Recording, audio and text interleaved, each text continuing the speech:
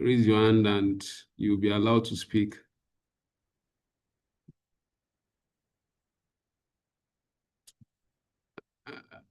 Is anyone raising up his hand? Does anyone want to speak?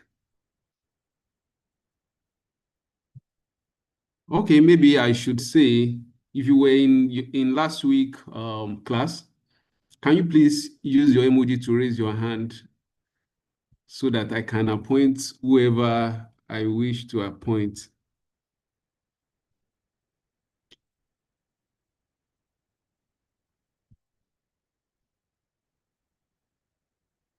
I can't see any. Okay, I can see a hand raised up. Anthony, okay, let me give the chance to Anthony to speak. Can you speak now? Just Hello, give good morning. Good morning, all. good morning.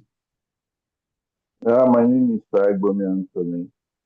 For last week, I think the class for me was very interactive discussion about management of energy in our incentive funds and the wastage of energy in our homes and our offices and our businesses.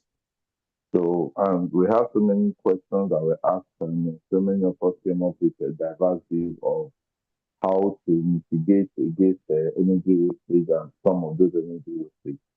Thank you. All right, thank you very much.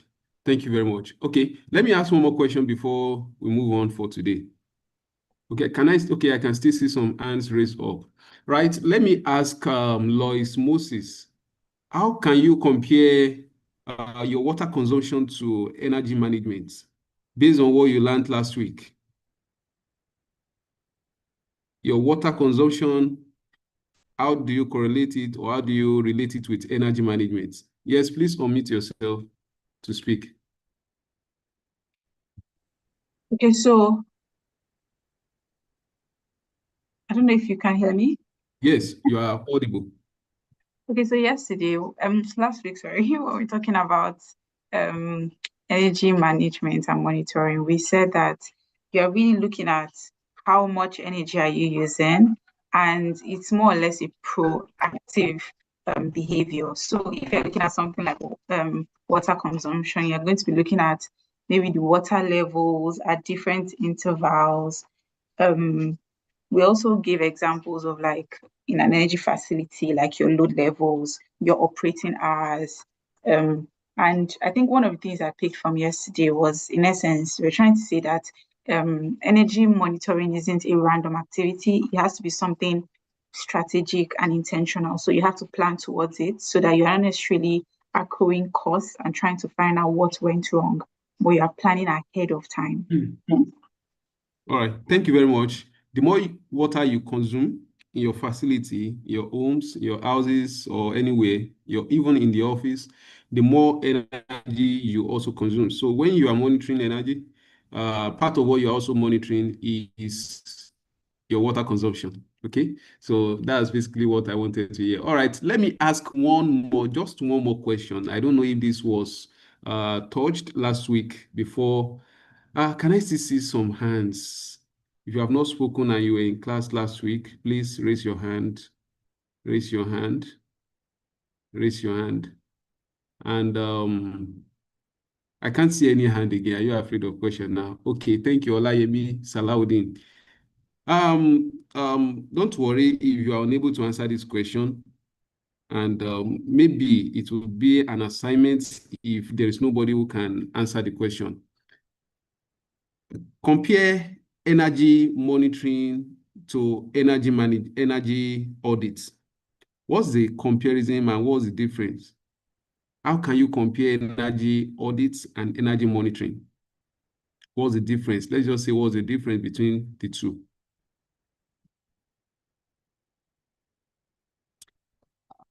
Do you want to try Olayemi first? I can see another hand, but let's start with Olayemi. Please, desist from using any kind of AI. I want you to be honest. If you have checked AI or you have already browsed, please, you are not permitted to speak. Do not speak. Please, I just want genuine responses. Oh yeah, Olayemi, please speak on. Okay, so energy monitoring is you trying to, energy monitoring has to do with, trying to control your consumption, how you consume your energy to prevent wastage and all of that, how to, let me just say, properly utilize your energy to reduce wastage and all. While energy audit is you looking into the data, into your consumption record to see where maybe you could have optimize or reduce your consumption, or to check overall how your energy was consumed. While the monitoring itself is you just trying to. Thank you. Abdul Kabir, can you give us one more difference between the two? Please unmute yourself.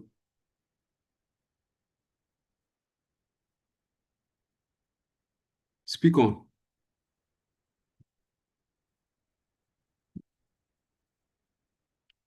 We can't hear you, please.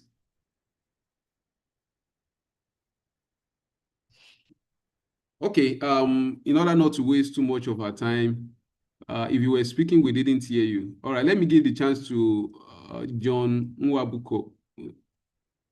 Please forgive me if I didn't pronounce your name. Or ask to unmute for them to speak. Yes, you need to ask them to. Okay. Can I talk? Speak on. Who is speaking? Okay. I think for me, I look at it that monitoring is proactive, kind of like you monitoring a facility, even before it gets to, because of the data you are collecting, before even issues come up, you're able to, you're able to predict likely issues. And then I look at taking audits more like reactive, kind of, maybe you come to a facility and you take audits, maybe probably through your audit, maybe there were issues that were coming up that prompted you taking the audits. Then maybe through the audit you can now come up with an analysis, try and find out if the data you got from the audits can be able to give you an idea of likely issue. So that's Thank you very much. You have spoken well. Both you and Lois, you have spoken well. And from what both of you said, energy monitoring is, what you do continuously. You do it continuously before any issue even happen. Before there's any kind of eventualities, you do that continuously. Whereas energy audit is what helps you to take action, is what you do in order to take action. Like Lois mentioned, you can find out where you can have some more optimization. You can have better performance of your energy management system. Maybe you have some equipment that, they are not functioning well. You need to replace, or you need to change some parts in them. That's what energy audit helps you to do, but it's different from. And then lastly, you can say that energy monitoring is continuous, whereas energy audits can be maybe once in it could even be once in a year for some people, for once in 2 months, once maybe every quarter you do it. So that's all about that. So now today, I would like to share my screen as we move on to what we have for today.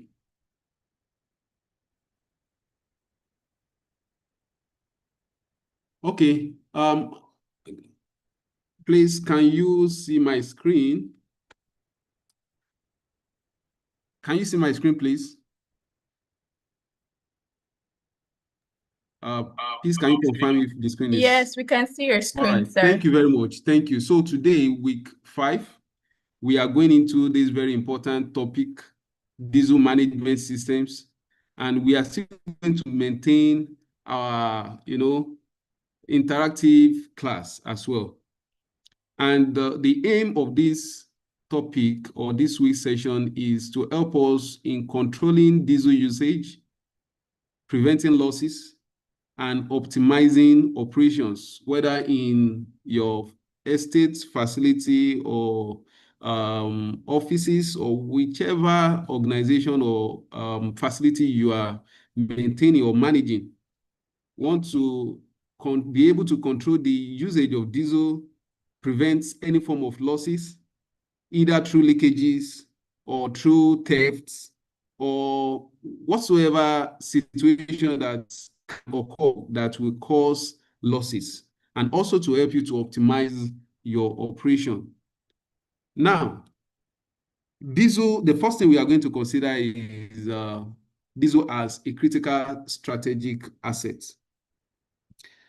Now we know that, especially for some of us who are in location where power supply is not consistent.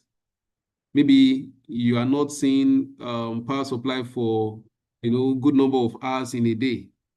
The best alternative we go for, especially for factories or industries that, maybe manufacturing industry or even estates. For instance, we're in a particular estate, very big estate yesterday, and what they were dwelling on was a power generator, a diesel generator, because they complain of inconsistent supply or limited supply.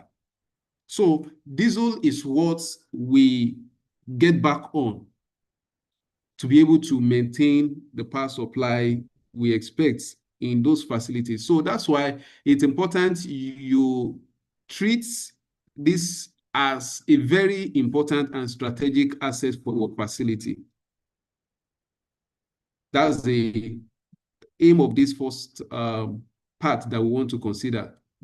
All right, I will allow someone to please help me read the first paragraph of what you can see on the screen. Kindly read to that. Yes,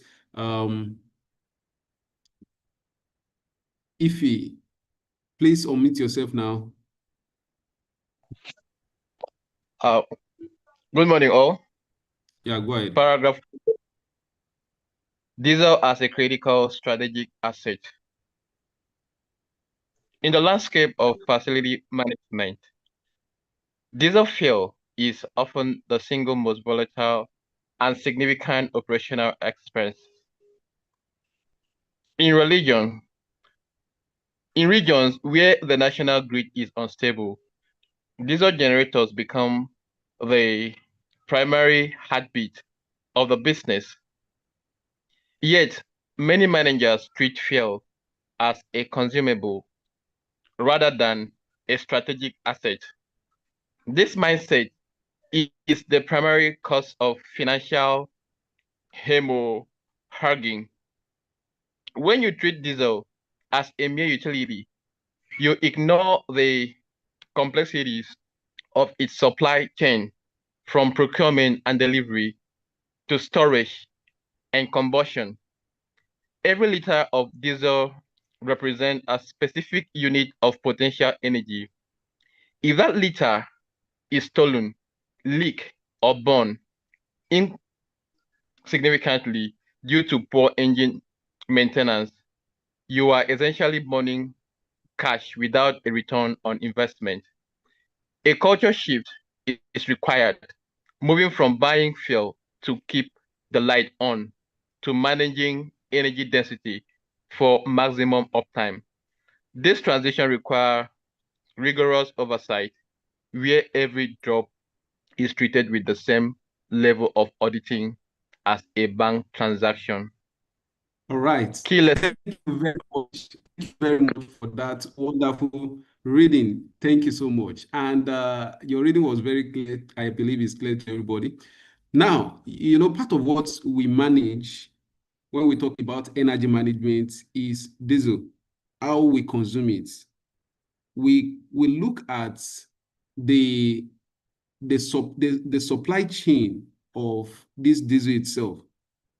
If at one point or the other there is a waste, there is leakage or there is any form of loss, you're already losing.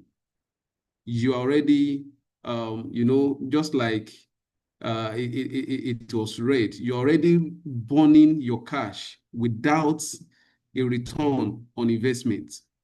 So it is very important that first, you have to shift your mindset from the consumption mindset that, okay, the diesel just have to be available so that when there is no power supply, we on the generator and then, but what happens when the supply chain is a problem with the supply chain? Either the diesel was not complete based on the volume you have paid for, or there was a leakage, or there is a leakage somewhere, or there is theft. Any of these, if they happen, is already leading to no return on investments, is already leading to losses. So first and foremost, I'm very glad for this training, because some of the things it's going to be doing for us is a mindset shift. It's going to shift our mindset, how we think about this. It will help us better manage our facility properly. And whether you are even a facility owner, to teach you some of the things you should set your eyes upon, and some of the aspects where you need to get a better report. So now, but for us to transition into, this kind of mindset shift, it requires a lot of rigorous oversight, whereby you treat every drop, you treat them with the same level of auditing that a bank transaction is treated. In banks, even if in Naira, I'm talking in terms of Nigerian Naira now because we are in Nigeria, you have to account for every Naira, every amount you spend. If you are carrying out audit, every Naira, every 1 Naira, whatever the amount, no matter how little it is, they are very, very important. So the same thing is what we must also, the same way is how we must also treat our diesel as well. What's the key lesson here? The moment you stop viewing diesel as a liquid and start viewing it as a financial currency, your level of oversight naturally increases. So the moment this mindset changes,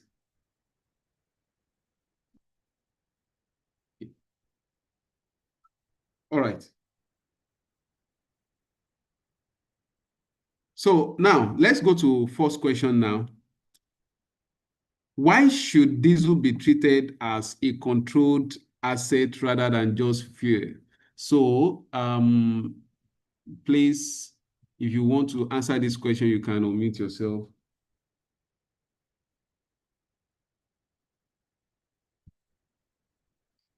Yes, I cannot see any hand yet. Why should diesel be treated as a controlled asset rather than just fuel? Okay, I think I'm free to, okay, thank you. Engineer Peter, please unmute yourself now and speak. I can see more hands, but let's start with Peter. Please speak. You have been allowed to unmute. Please unmute yourself and speak. Yeah, good morning, everybody. Good morning. Yeah, the question asks, really, cost of procuring a diesel is quite expensive. Really, let's even look at it from the present day tariff on diesel.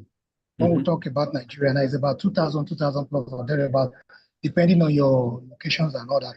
And when you procure diesel specifically for business, you're using it to run business either in factory, or the case may be, or whatsoever. Now, if you are just looking at that diesel as something that you just procure, and all that, if you treat it with levity, it then means that for every 1 liter of that your diesel that is being wasted, that is being taken away, maybe under supply or stolen by some of the people working for you or working with you, means that you are wasting energy. It means that you are being denied of some kilowatt or as the case may be of energy that you are supposed to utilize, which is not utilized. Like I work in a system whereby we have diesel dump in about three places. And when we are talking of this diesel dump, they are not just 5,000 liters. We're talking of over 15,000 liters of diesel. So if anything happened in those places, then you can imagine the investment of 15,000 liters of diesel and at the three different spots at the time. So which means per time within a month, we are doing like 45,000 liters of diesel. So, and you cannot just take your eyes off those investment. I would rather call it investment than just an ordinary diesel. Thank you.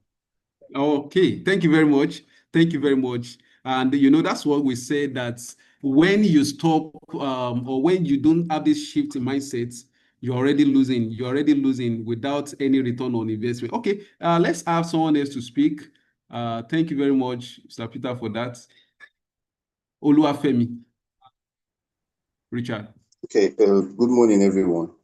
Good morning. We should see diesel. Diesel should be treated as a controlled asset rather than just fuel, because diesel is one of those things, especially in business, that we can refer to as a fixed expense.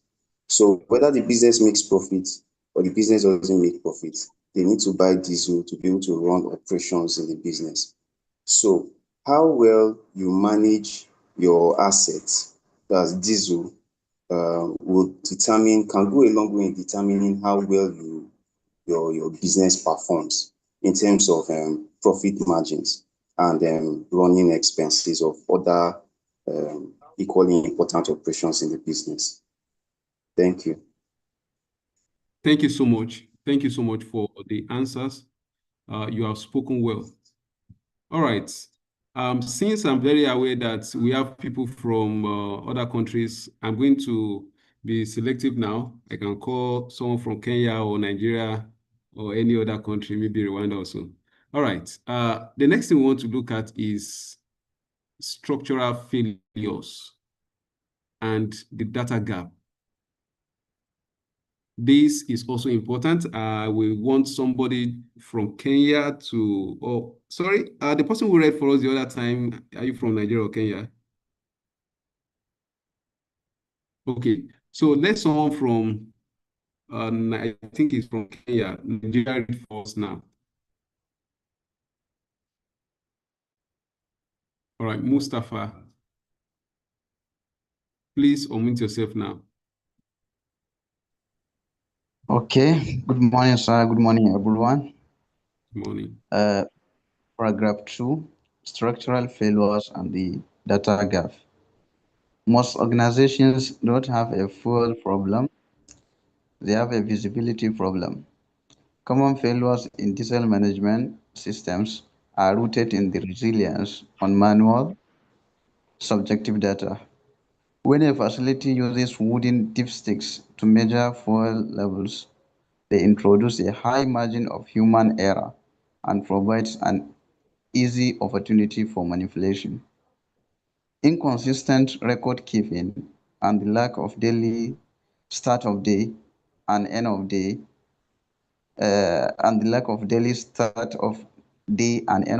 readings create gaps where fuel can disappear without a trace. Furthermore, many facilities fail to correlate fuel consumption with the actual work done, that is in kilowatt hour produced. If your diesel consumption spikes by 20%, but your load remains the same, you have an invisible failure, be it a fuel line leak, a clutch injector, a shrinkage, that is theft. Without a structured system that bridges the gap between the fuel tank and the generator's alternator, management is easily flying blind, making guesses based on incomplete and often compromised information. All right, thank you very much. Thank you very much, Mohamed Mustafa. Oh, let me call Caroline to please just tell us something, or based on your own understanding, tell us about what we just read. Please unmute yourself, Caroline.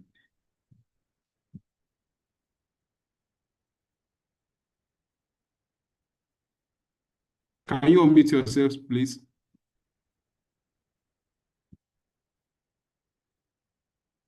Okay.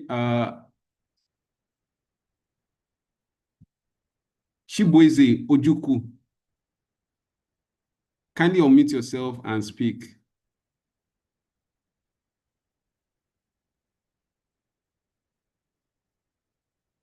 All right, can anyone just explain to us whatsoever you understand from this paragraph?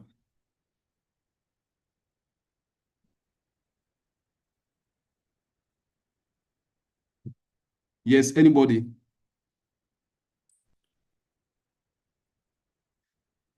Okay, thank you. No, Richard has spoken. Can someone else who have not spoken speak? Please, I want those who have not spoken. I want to be sure we are paying attention. Okay, who is speaking? Ojukuchi here. All right, go ahead. Okay, so one key thing to pick out from there. Okay, let me talk about two key things to pick out. One is logging in and logging out. That's how I feel to put it. In the sense that it's important to check what your balance is in the morning and what it is in the evening, before close of work. And if it's a facility that runs through the night, it gives you the idea of what your normal consumption is, so that when there is a change, according to the document, it recommends when there is a change that is up to 20%, then you should know that something is happening. Like when consumption increases by up to 20%, if you have been doing this over time, you will know what your normal 12-hour consumption is normally. And then the second recommendation is also to note your kilowatt hour generated, many kilowatt hour you should generate or you should consume. You should generate from 100 liters of diesel. So if, for example, you used to generate, let's say 10 kilowatt hour from 100 liters, and all of a sudden you are generating 100 liter has finished and you've not done up to 8. Maybe it's going on, but it shows you that, or maybe the efficiency of the generator has dropped. Okay, so it shows you that you need to check on something. You need to just investigate something. That something is happening. Okay. I think that is the summary of the All right. story. Yeah, Thank you so yes. much. Thank you very much. Thank you so much too. You have spoken well. All right, I would like to ask a question from this paragraph. To what extent can we trust manual process?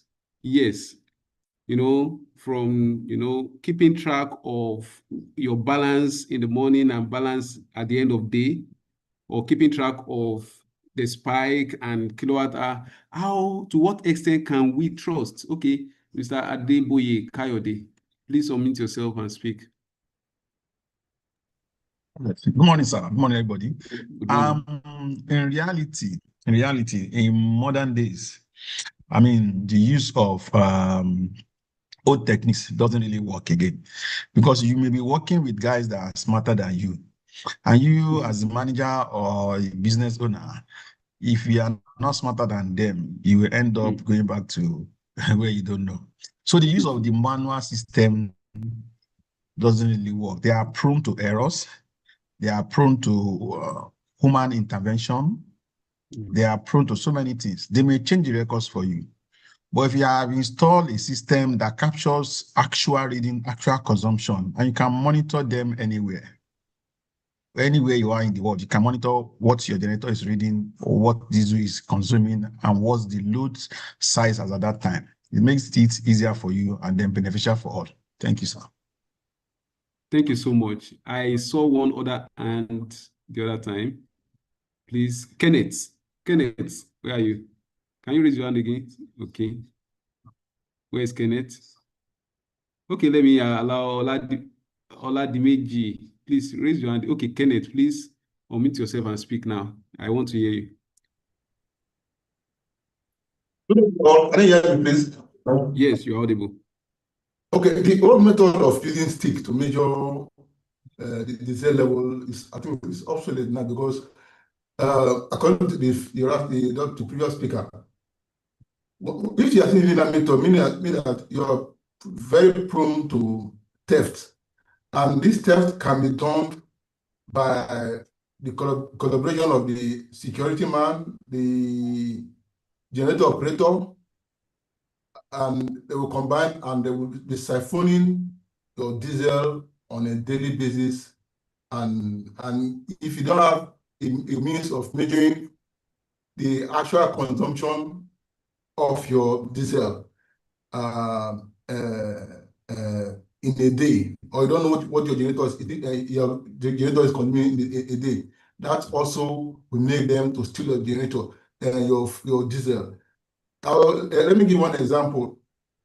Where I was working before this time, they have two generators, the bigger one and the smaller one. And at night, they expected to put the big generator to run overnight so that I can try the ACs. But the operators and the security man, they would switch over to the smaller generator, depriving people from using the AC. And the difference in that diesel, they will take it and go and sell. So this method of using manual method of diesel consumption is obsolete, and if you're still using it, you are going to be losing money on a daily basis. Thank you. Thank you so much. So key lesson from here is inefficiency. Sorry, engineer. We have Kevin also, I think. All right. Okay, Mr. Kelvin, please unmute yourself and speak. Okay, thank you. When it comes to manual intervention as regards diesel records, diesel monitoring, and the rest, it allows for so many things. It allows for easy manipulation of information. It allows for fraud. It allows for theft, not just of the diesel, but also the parts of the generators. It also allows for how do I put it, overworking of certain equipment in order to maintain the quantity of diesel to a particular level so that they can easily make away with the difference. So anything that allows for human intervention, allows for human error at this stage and time should be discontinued, and everything should be done with automatic systems. That's my opinion. Thank you. Thank you. Let me take from one more person. Before we move on. Please, Jimo, you can still keep your hands raised. Later, you are going to speak. All right. If you kindly unmute yourself. Okay. Good morning once again. My name is Ishak Obong. What I want to say is, now when we are talking about data, personally, like I said, data is very important if you want to have a system that works very well. But then most people are also going against using manual method of getting data. But what I want to say is this: in any organization, it's better we have both manual way of getting data and also having an automated way of getting data. Now, the reason why I say so is to do away with errors. There are times your automated systems gives you let me say might be errors in calibration or errors that has to do with failure of that measuring device at that moment. But now when you have both automated system and also manual system, it gives you it helps you to compare the value of what you get from automated system and what you get from manual. But the thing is that everything should be done under a control system. Thank you. All right, thank you so much. I love your point. And later on in this lesson, we are still going to get to what you just said. We are going to get there. But in order to move on, And please, those of us who are having our hands raised up, you can still have it raised. You are going to be allowed to speak. So the key lesson here, inefficiency hides in the gaps between manual readings. You know, if you depend solely on manual readings, your system is going to be inefficient. And it simply means that you do not have a structure that works yet. You do not have a structure that works yet. And if you can't explain a 50-liter discrepancy, whether 50 liter or more or less, then you do not have a system. You have a sieve. And that's why I love the point one of us made, that if care is not taken, those people who connive together can send you back to wherever, I mean, somewhere you don't even know. So as a facility owner, facility manager, you don't want people to send you back. You don't want them to sieve you off. And, you know, you have to make sure that there is there is efficiency, there is a good structure. So let's see question 2 before we move on.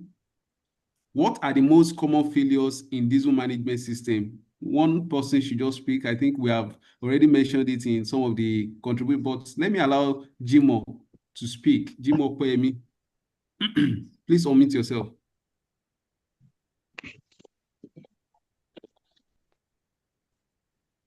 Yes, thank you very much, sir. Good day, everyone. I'm happy to be in the class once again.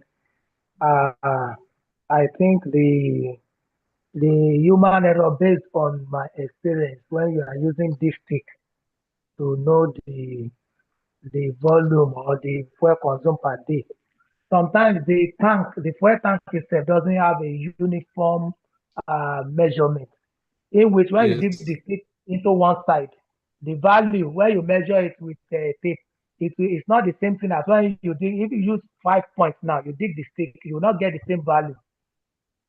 In this stick level, you will not get the same value inside that tank because they don't have the same uniform thickness or diameter, height, and whatever based on construction. So what we do is that we install a software and then put a fuel sensor in it, and then inside that software there's a SIM card, everything that will communicate data per level of the fuel that is being used, daily fuel sensor, and then we install the SIM card and the software and everything, which we can be able to get it. If not, that stick level there will be tests because they will say the tank is not uniform, and this is this. Sometimes the tank may be tilted, maybe based on the level they mount the tank. Maybe the ground is not well leveled, so they will say one height is the leveling of the compound, that one is taller than the other, and all this stuff like that. So this stick level is always prone to error. Error is not always accurate than the automated system. Thank you very much, sir. Okay, thank you so much. Thank you very much. All right, let's move on to. Let me just add to that also. That's a very beautiful, very beautiful comment, right, for the DMS, diesel management system. And this is part of the things that some of the tools that we are going to also equip some of us with, right? If you have a facility and you need a diesel management system, you do well to reach out to us. We have softwares, solutions that are able to help monitor. In fact, the last speaker, right, spoke very beautiful of some of the reasons why the automated way is better. But of course, the engineer Ima who is facilitating would also share, I think in the course of this, might share some other things, needed. Engineer Ima, thank you very much. Over to you. I think some persons also have some comment. I don't know. Over to you. Yes. Okay. Thank you very much, sir. I want to allow those people who have raised up their hand. I can see one hand. I go in Mian Anthony. Please pardon me if I cannot pronounce your name well. Please pardon me. All right. So you are going to speak for this case study. So you are going to read the case study. Let me reduce the screen size a little. You can still see it. Okay. So please, Igbomian Anthony, kindly read the case study for us, and then you are going to also speak concerning it. Then I allow the second person to speak. Go ahead. Good morning, all. Good morning. Okay, a case study one, the uncontrolled facility. The scenario, a manufacturing plant purchases 5,000 liters of diesel every Monday. By Friday afternoon, the generator shut down due to low fuel, forcing an emergency top-up, purchased at a 15% price premium. The facility manager insists the load hasn't changed, but there are no logs for generator run hours, no meter reading for the energy produced, and the security guard is the only one verifying the delivery truck volume. The fallout, mystery loss, 400 liters are unaccounted for weekly. Financial impact. At current rate, the missing fuel cost the company $25,000 annually.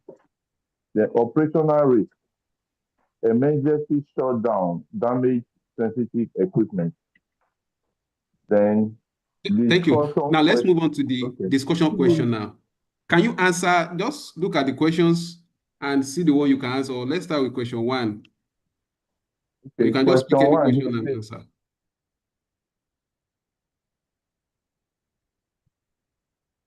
Go ahead, please.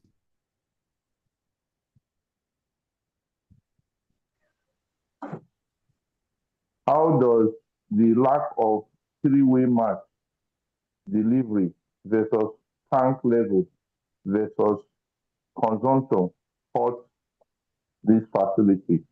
Okay, let me take question two here.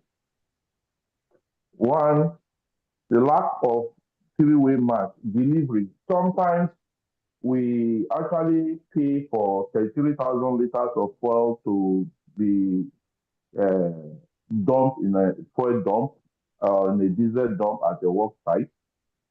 And the delivery truck actually comes with less than 20,000 liters.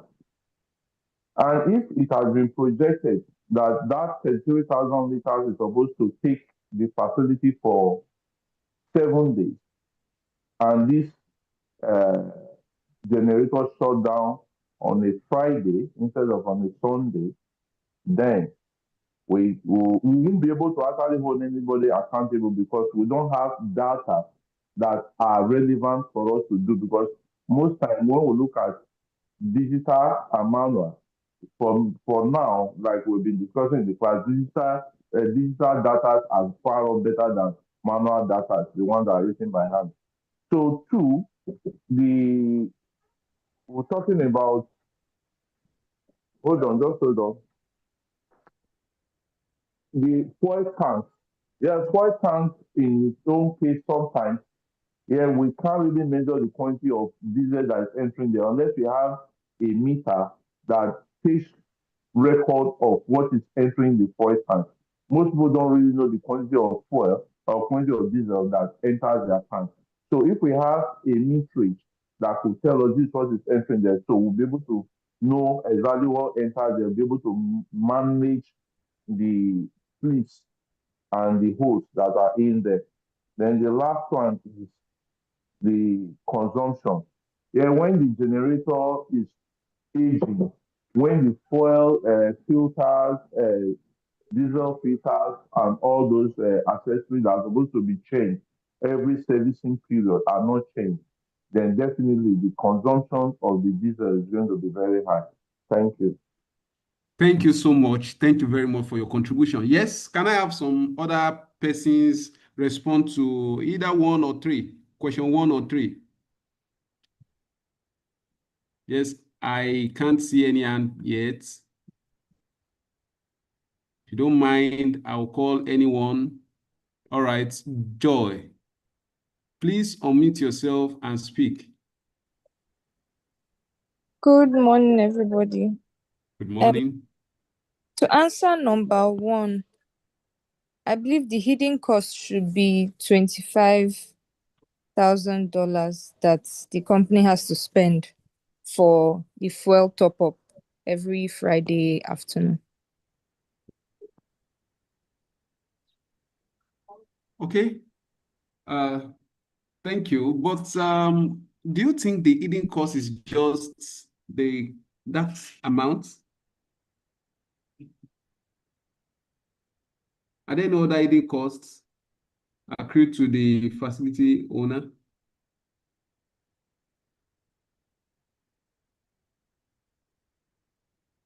Yes, Lois Moses, please unmute yourself. I would also say there are other costs because like you said, there are sensitive equipment. So if there's a shutdown, it could damage some of this equipment. So that could be something that might cost them in the long run. Okay, thank you very much. All right, Mr. Kenneth, you want to say something? No, can I hear me? Yes, we can hear you. Okay. One of the hidden costs when the diesel shut down on Friday is that there will be downtime. Okay. There will be downtime in the facility, and downtime is equal to loss of production time, which result to financial losses. All right. Thank you so much. Thank you, everyone. Yes. Can we now have someone or more people to answer question 3? Question 3. Yes, can I see those who are raising their hands for question 3 now?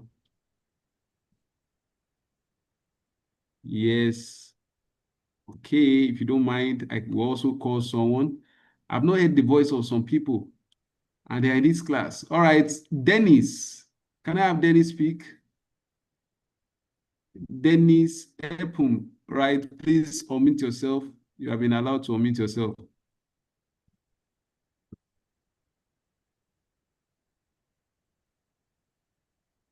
Okay, so one of the tools you would want to install to manage this kind of problem would be a meter that can check or monitor fuel that is being introduced into the system, and as the generator runs, you need a system to also monitor how your fuel is being consumed.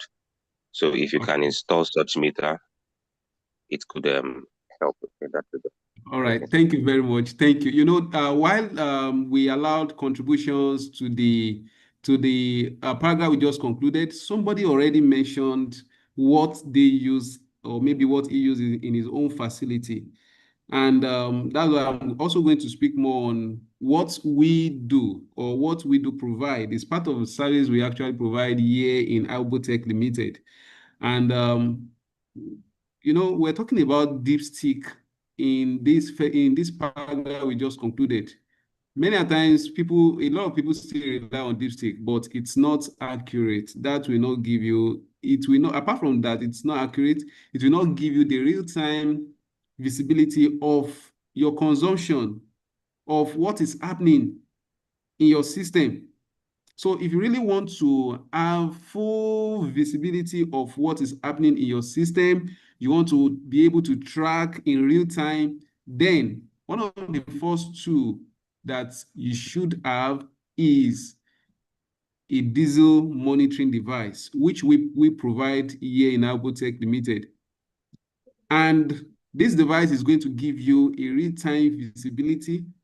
You can be able to track it in real time when diesel level runs down or goes below a certain threshold, or when there is a spike. It notifies you, it gives you an alert of when there is a sudden drop.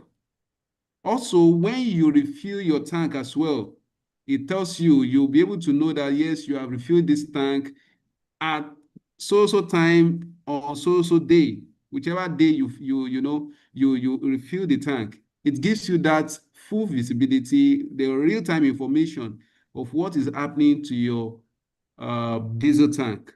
All right, let me give chance to Shaibu Alaji. All right, Please unmute yourself and speak. Good morning, everyone. I want to get more information regarding this monitoring sensor device you mentioned. Okay. If we look at the situation now, we are having at least 2 tanks. There are generators that have tank integrated with them, and there are generators that the tank is separate. So this solution, is it looking at tank integrated generators or only tank dependent generators? And secondly, to what extent can the facility manager be able to calibrate, set, or reset that this solution? Assuming in a situation whereby we install this solution only for the facility manager to know how to calibrate or do some kind of settings. So if you are monitoring it from remote, and to what extent can it go? Can you, as in, how many number can you have interconnected together, assuming you have different number of sites you want to monitor in real time? Okay, thank you very much. Your question is well understood. First, you are not going to depend on the calibration of the facility manager first. Let me start with that. You are not going to depend on what the facility, all the report of the facility manager alone as a facility owner. You need to employ those who can give you proper results. And later on in our lesson, we are still going to talk about calibration table. So we need proper tools to carry out a correct calibration of our diesel tank.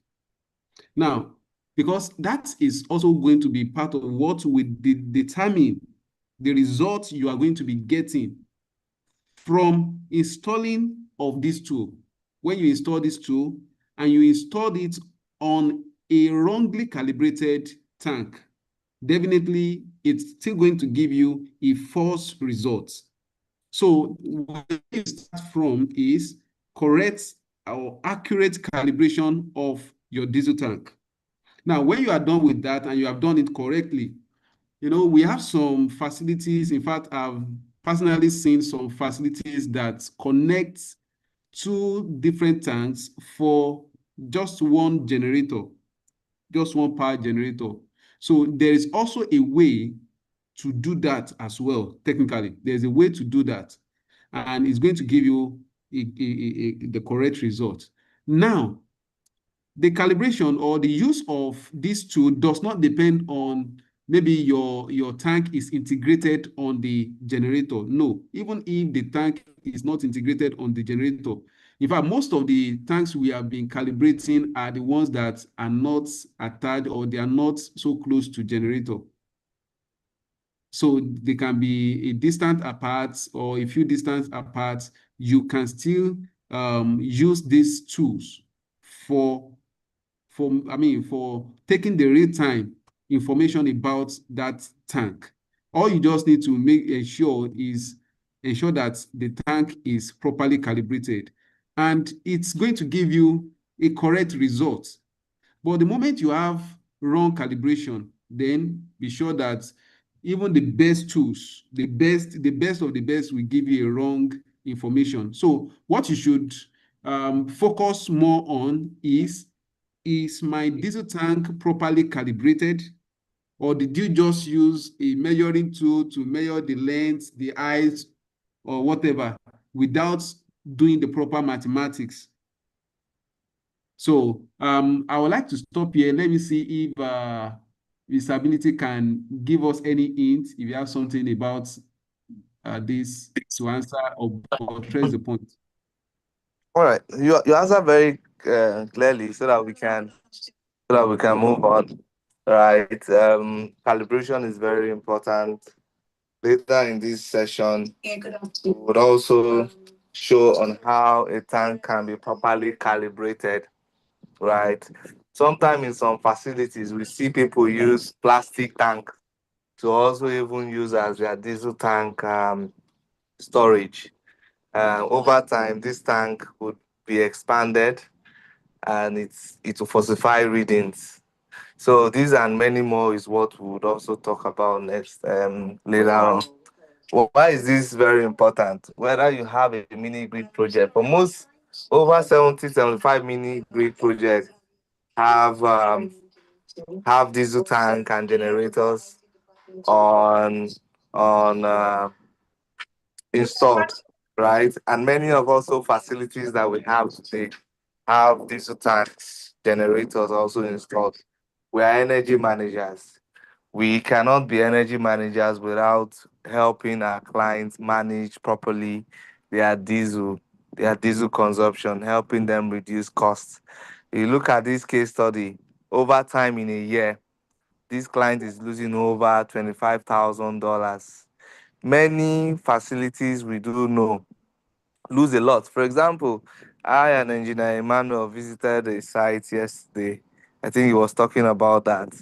That site is running a 1.2 MV, a megawatt generator. And what is the load, Engineer Emma? What is the load?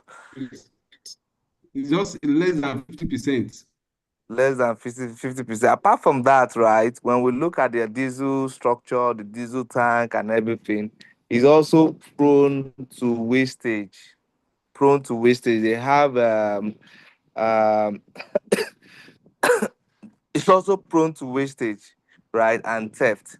So these are many more things that we would also discuss, later. Like I said before, we have tools that we also want to provide. For us as energy managers, you get to decide how to calibrate the tank properly, how to get proper measurement. There are softwares we also provide for us to use. That's in as much I will talk about now. For those that have diesel tank in tank on the generator also have diesel sensor, right, installed on it, and it can be used. So that's all for now, so that we can move on. Thank you very much.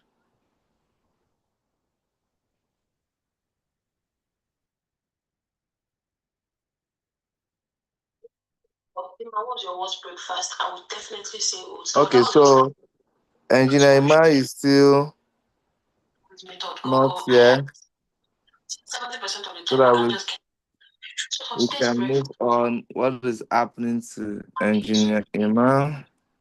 Achieve this, you add banana, milk, oats, baking powder. Sorry, someone is please, are you in this meeting? Add honey, especially if you're a sweet tooth. I didn't add it here because I ran out of it. You can either choose. Please, are you in this meeting?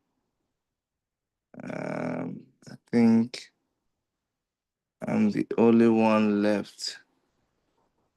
Okay, so just hold on, please. Are there other questions so that we can take it?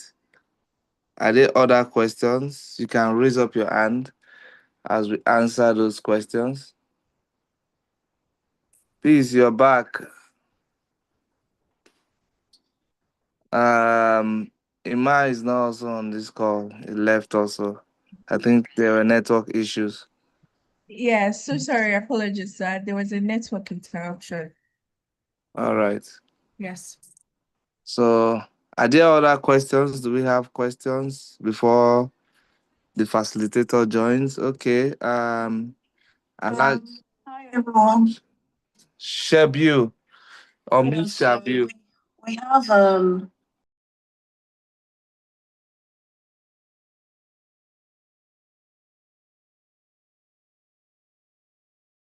Mute Shabu. Shabu has a question.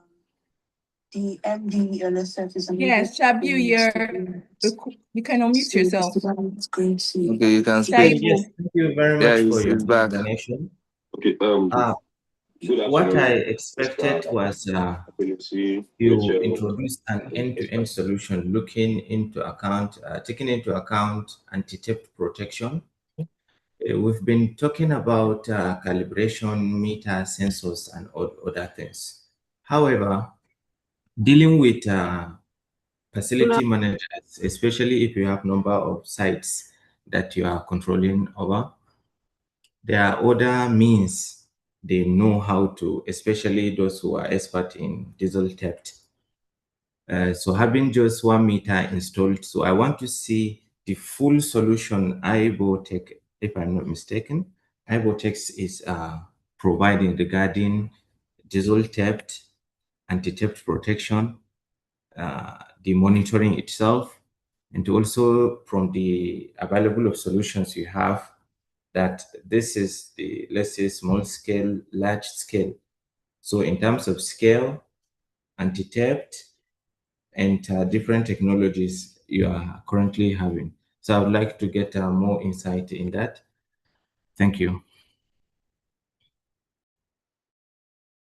All right, thank you very much. Thank you very much for that. So more insight will be provided as the course goes on. Please stay in due course. But of course, we have several solutions, anti-theft solutions, right? Diesel monitoring solution have several alerts. We call it triggers, several triggers, and what can trigger, right? In fact, we do what we call we call justification of consumption. And what we even look at that point is your load with the diesel consumed per hour, right? Several other things. So as time goes by, we're going to demonstrate that and share more updates regarding that. Let's move ahead with the course, right? And of course, please, you can also note Alhaji Rabiu, right? So that in due course we can relate with him and get more of his need. Thank you very much.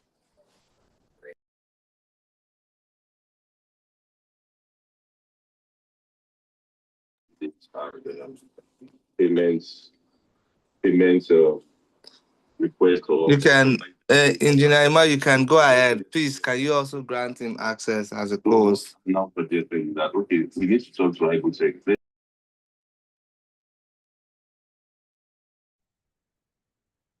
Okay, all right. Thank you very much.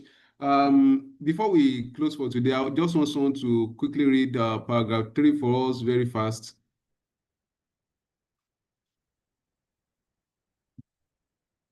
Yes, is anyone raising his hand? Okay, thank you. And okay, let me call Anthony. Anthony has raised his hand before Lois. All right, go ahead.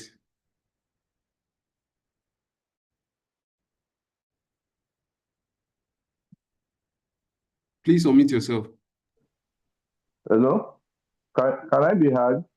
Yes, you are audible. Okay. Paragraph 3. Architecture of a robust management system. A modern diesel management system, DMS, must be built on 3 pillars: visibility, correlation, and alerting.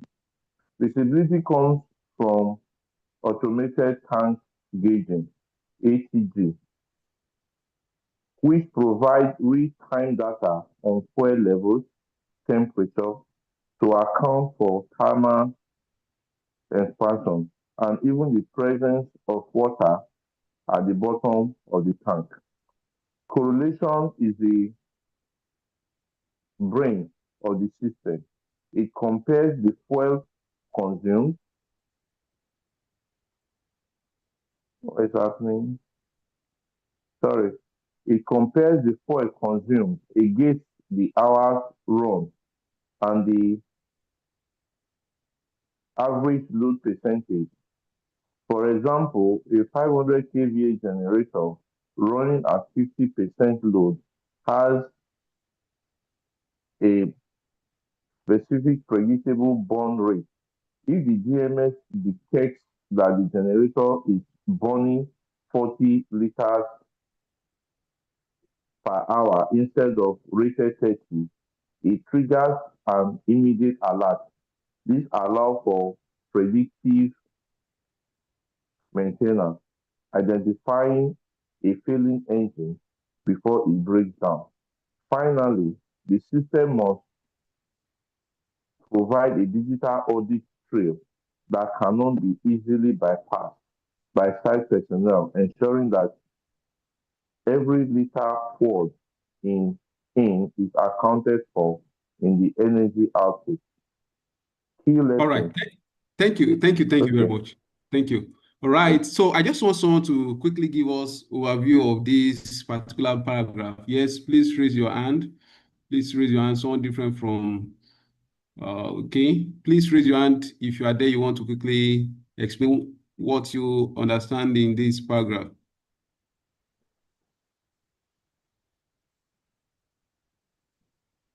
Okay, Ajiboye, Peter. I can see most times some of these people have already spoken. I think it's good I'll be calling people now. All right, please go ahead. Good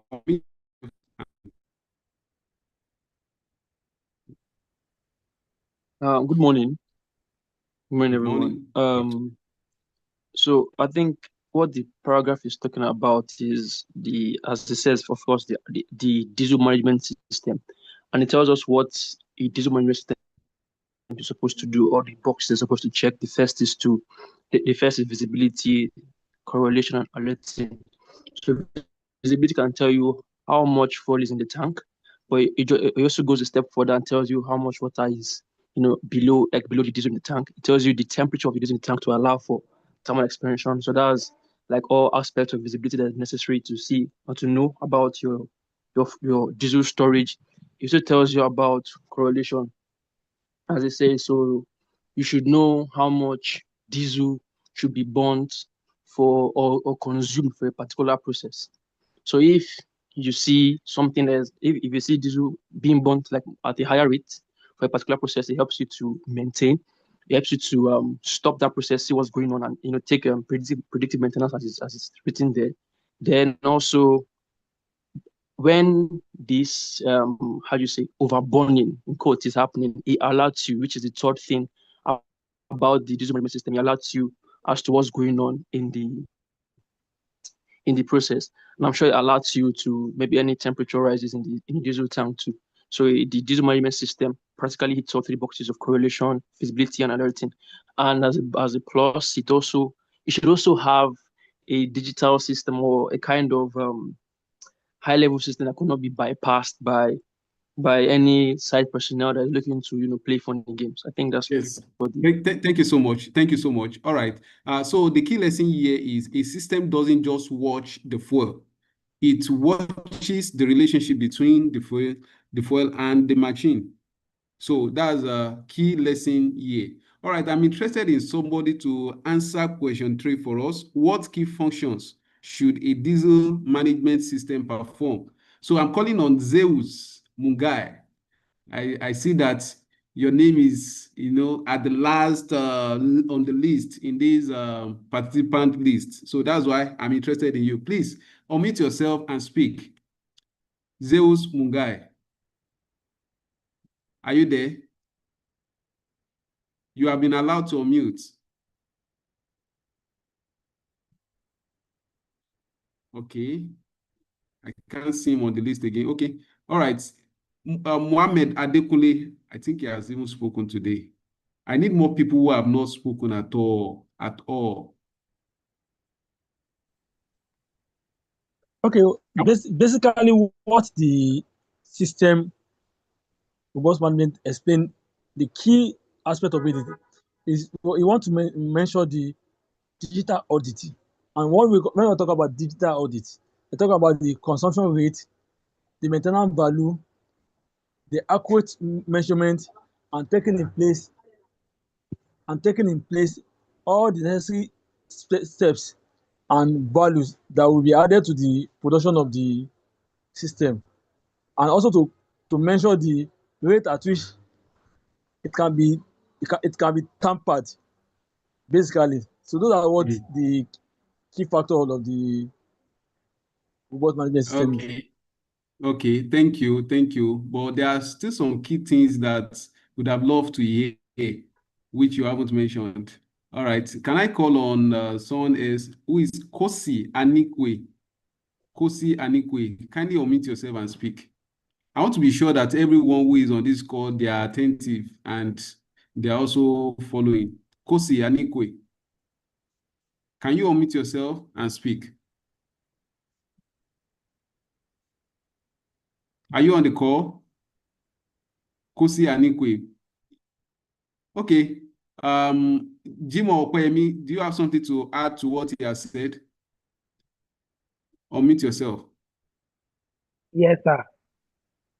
I think one of the key functions of this digital management system is the ability to provide real-time data on fuel level usage, real-time, such that the energy management personnel will not be easily manipulated or being deceived. So it makes the energy manager to be in control of how the system is working and not just by what the site personnel is telling you. You will get the real time, the actual what is happening through proper data receiving and then through proper digital auditing. Thank you very much, sir. Thank you so much. Thank you so much. So if you look at the first three lines, you see the basic importance or function that it does. It also helps you to check temperature and also to see if there is a presence of water. Someone has already mentioned that. And if you look at the the last 5 rows, last 5 lines, you also see some other importance of it. It triggers alerts, helps you to identify a failing engine before it even. And it's also digital. I mean, it can help you to carry out digital audits. All right. So I can see a hand raised up. Do you want? Okay, please. You have okay. Be sure you want to contribute. We want more people to contribute, please. So, all right. Okay, Dennis, can you unmute yourself? Can you unmute yourself and speak? So you've actually moved up. There was something I wanted to just point out. It mentioned something. It says correlation is the brain of the system. Being able to compare the fuel that is consumed against the hours run. You know, if a system like this is able to show you that the fuel that is being consumed at a particular time as the gen is running, I mean that's a robust system for me. Yeah. Based on it, also one of the way you also track this is based on your experience over time. You've used, let's say, for instance, you use a certain amount of load. For instance, we are talking about a 500 kV generator, and you've been using it to generate a certain number of measurement of load. But a time now comes, you now realize that we are now spending or burning 50 liters of fuel still for the same load, the same amount of load, the same kilowatt of energy generated. Then your system will be able to let you know that something is wrong. So for those of you, I can remember Shaibu Alaji and any other person who is still interested in knowing more about these devices and the one we provide at Albotech Limited, please do not hesitate to communicate or contact Peace immediately after this class. All right, before we move to the next paragraph, can we have Frank unmute yourself? Hello, good afternoon, sir. Good afternoon, everyone. Good afternoon. It is a privilege to be here. Now, you are talking about management of DZone on how to reduce consumption rate. If, for instance, maybe how do you reduce the amount you spend either daily or weekly on your diesel?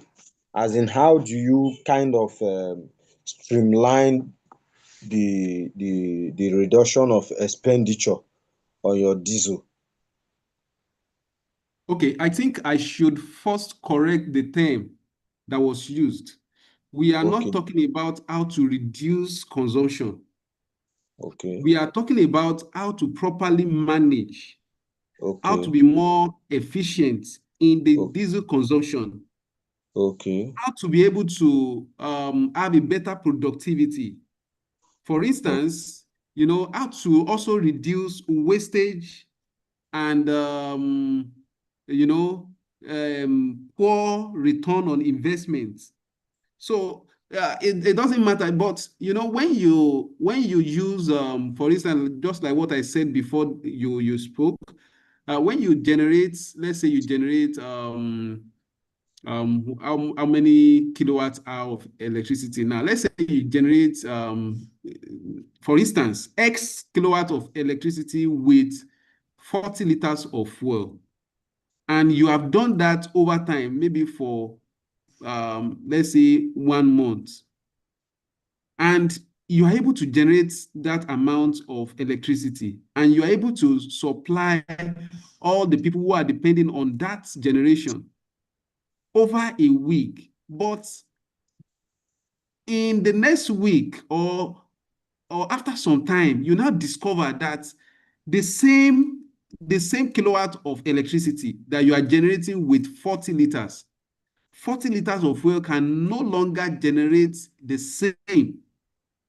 You now realize that for the same generation, power generated, and the same kilowatt, and the same load, the same generator, the same kVA generator, you are now consuming or burning 60 liters of fuel. That means additional 20 liters has been added. Okay. Then you know that there is an issue. There's an issue.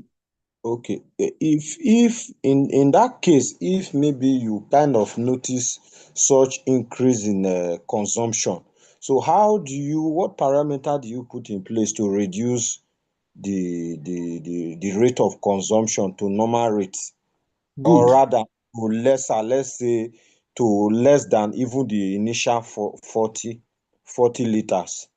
Yes, thank you very much. So this is the reason why we are undergoing this course, and not just this course alone, the entirety of this program about energy management. And part of what you want to manage is your diesel consumption. Now that you have noticed this, you are going to apply all that you have been learning on energy monitoring. Maybe we are still going to talk about energy audit. You are learning about diesel monitoring and other things that you are learning. You are going to apply them to this. Now, on this aspect, we are talking about diesel management system. We are talking about a diesel management system. Part of the way you can do this is by integrating a diesel management system, whereby it gives you a detail. It tracks your consumption of your diesel. It gives you real-time information. Now, it is not only when a theft happens that you overconsumption, that all those kind of things happen. By the time you discover that you are now consuming more than ever before, you now need to check your system. You need to now check, okay, is there a clogging somewhere? Is there a theft somewhere? Is there a leakage somewhere? Or is it that the delivery of the diesel is incomplete? Then you now begin to audit your system. I hope you understood what I've explained. Yes, I'm getting you. So now the application of the entirety of all that you are learning is what you are going to put in place, because it is part of the energy you are monitoring, that you are managing as well. So I believe this is understood. I would still love to also get contribution from other people. You have something to say about this question he has asked. You want to buttress my point? Yes, anybody? Hello? Yes. Hello? Hello. Can I just want to speak on something, because today is my first day of joining the class because of and some more. I don't know if other previous classes there are recorded video or audio tape that one can download after now. Then the class attenders, I don't know how I can kind of because I don't know if the class attenders have been taken. All right. So, Our Mr. Frank, host. Mr. Frank, regarding that, I will send a group chat, a WhatsApp group chat link. So you click on that link and you join. And you can also send me a message privately so I can put you through on the rest things to be done. Is that fine? Okay. Can I have your contact? Hello? So she's going to drop the group link on the chat. Okay. So just check the chat. All right, Mr. Jim Opeyemi, do you okay? Let's have you speak.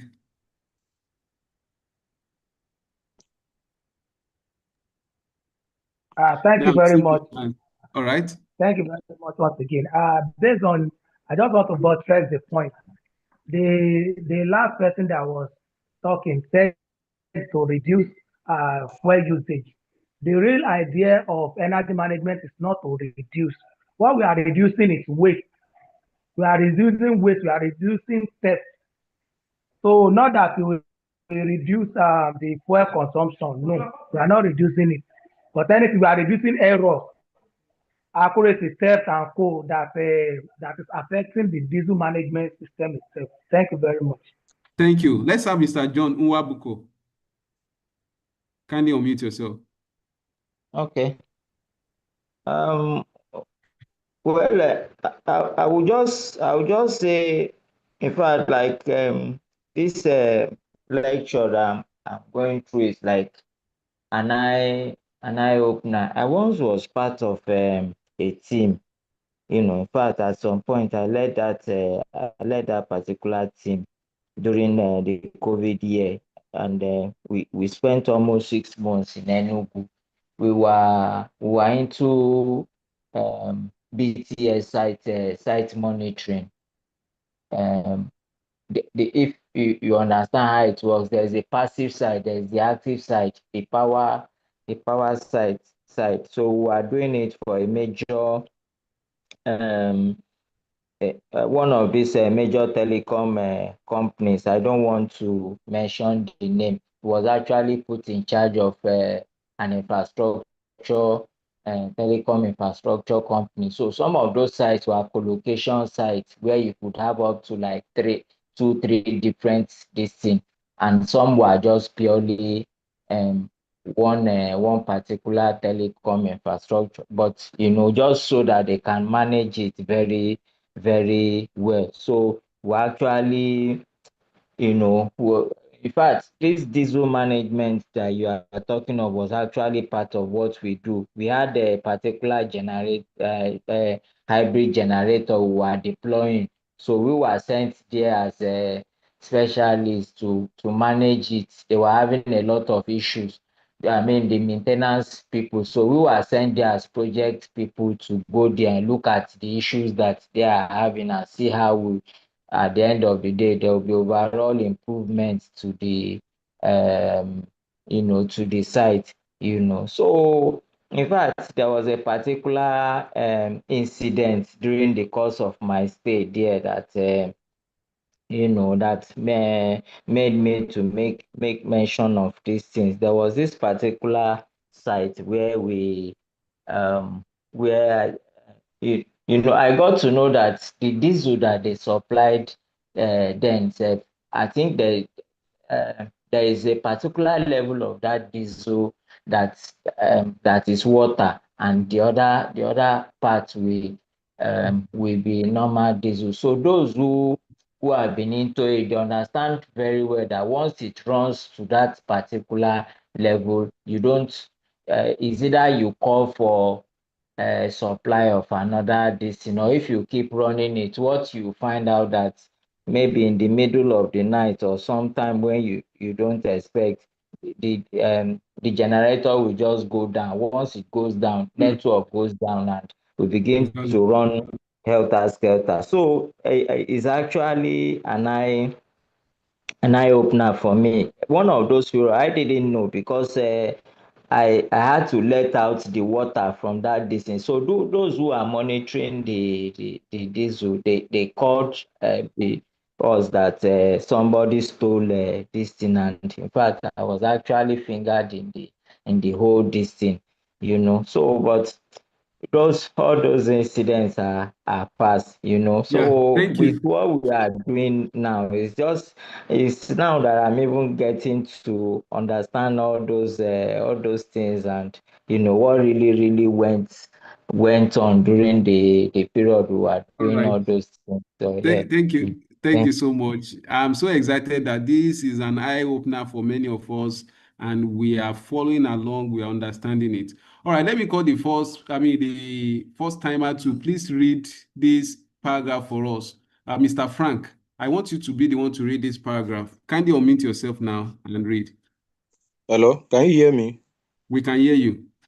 See, the paragraph 4, title, Accuracy, Calibration, and the Physics of Fuel. Monitoring diesel levels in a science that requires precision.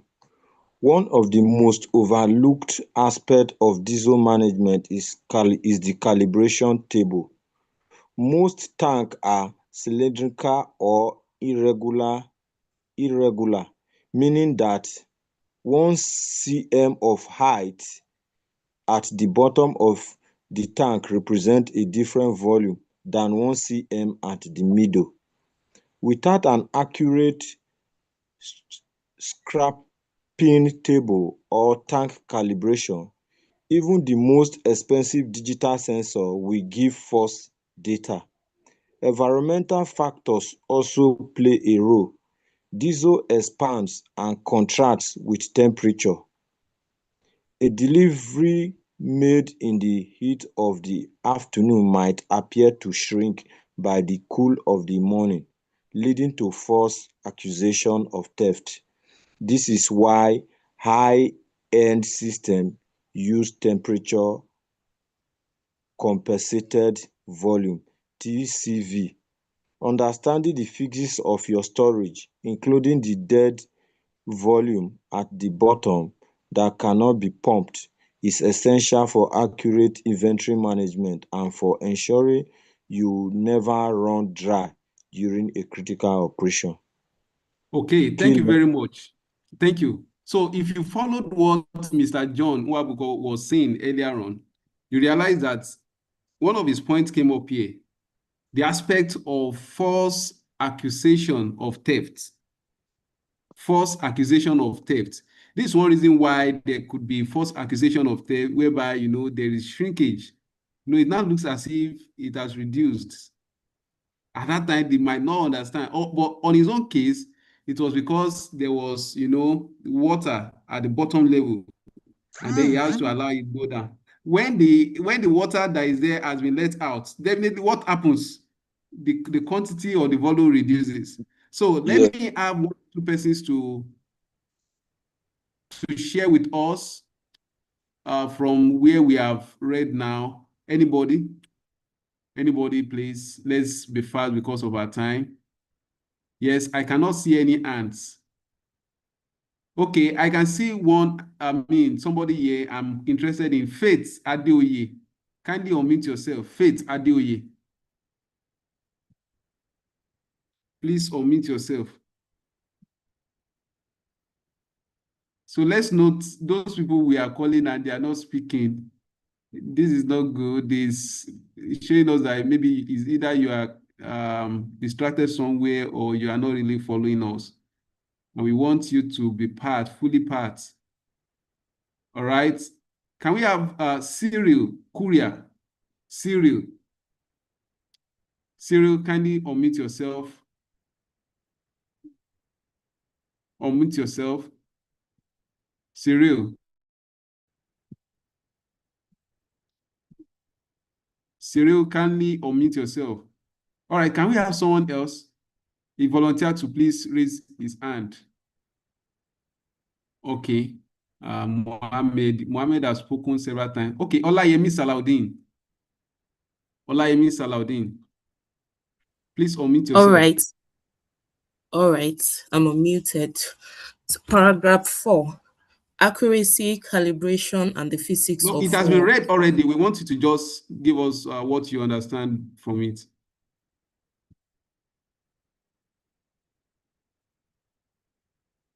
Go ahead.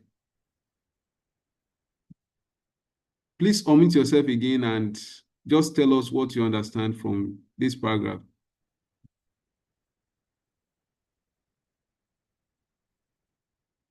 We have Frank. I think she didn't know it was right. Yes, Frank. Frank, kindly unmute yourself again. Though you were the one that read it, but still speak. One, I think I am getting something clearer here. I understand. Let's assume a diesel supplier supplied a particular company or an individual some amount of diesel, maybe in the afternoon. And surprisingly, let's say by the next day morning, it is being observed that there is kind of a shortage. Maybe the diesel was not even used at all.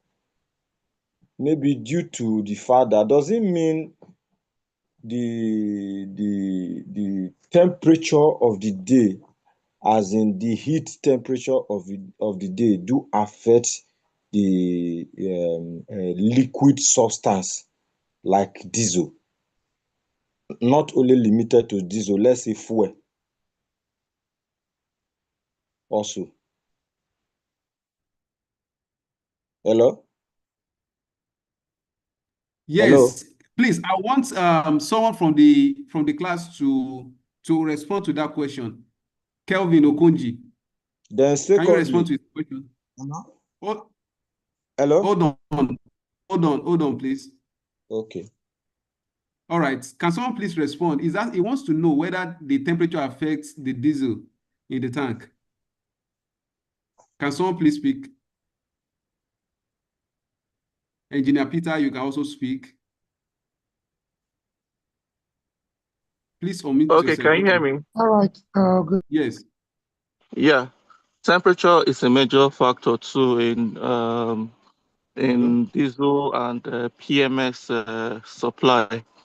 So, for instance, you get how will I put it, a thicker quantity, especially when you get your supply very early in the morning or late in the evening.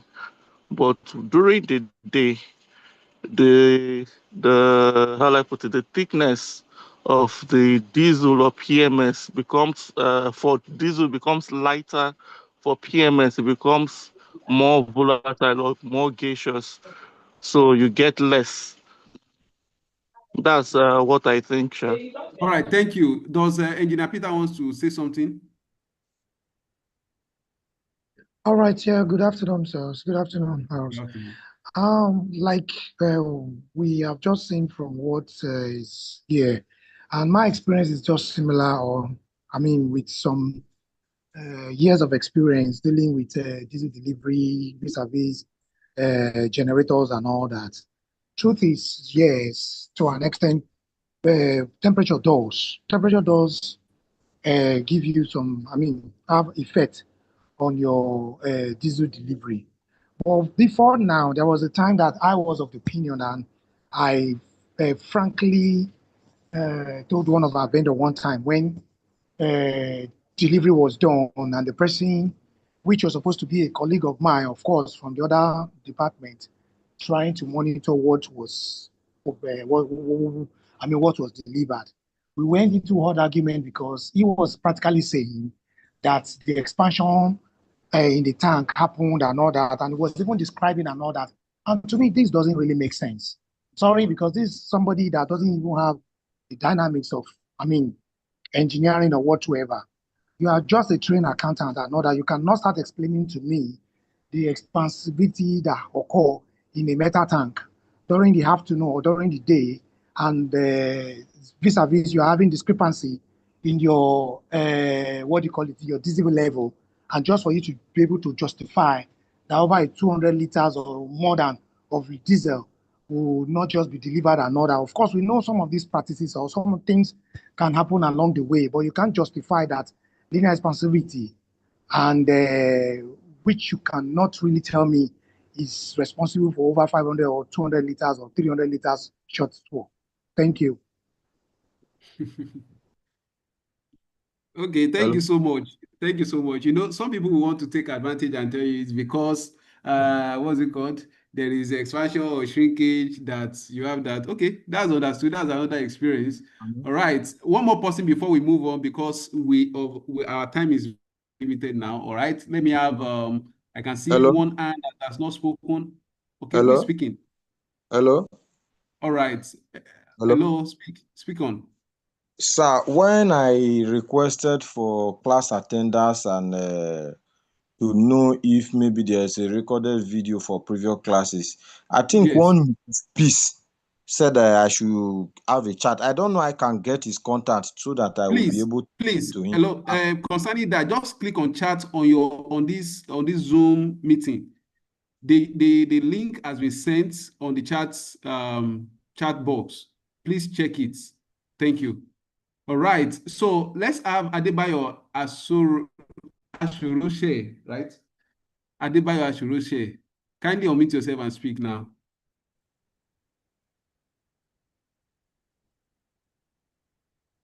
And make it brief as much as possible. Speak on.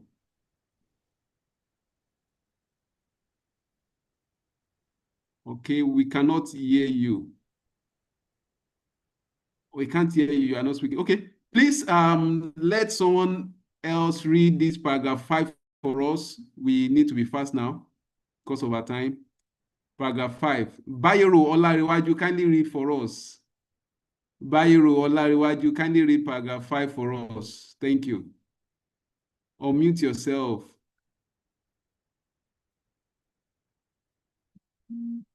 I can't unmute myself. Okay. Good afternoon, everybody. Good Paragraph afternoon. 5. Analyzing consumption pathologies.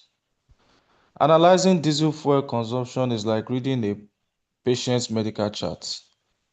By looking at the specific fuel consumption, SFC, which is the amount of fuel used per kilowatt hour, you can diagnose the health of your entire power system.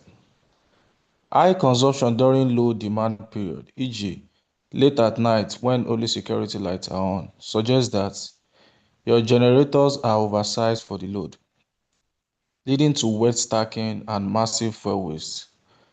Conversely, a sudden drop in fuel efficiency might indicate that the fuel filters are clogged or that the fuel itself is contaminated with microbes or water. By establishing a baseline, what usage should look like, you can spot anomalies, what usage actually is. This proactive analysis transforms the facility manager from a person who simply reacts to low fuel light into an analyst who optimizes the energy mix to save costs. All right, thank you very much. Okay, so let's have someone else give us a little brief on what we have just read now. Adebayo Asoroshe, can we have you now?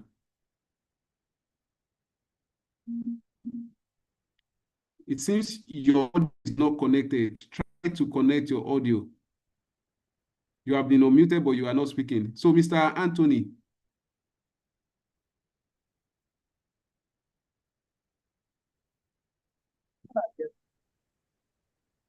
Hello? Yeah, we can hear you.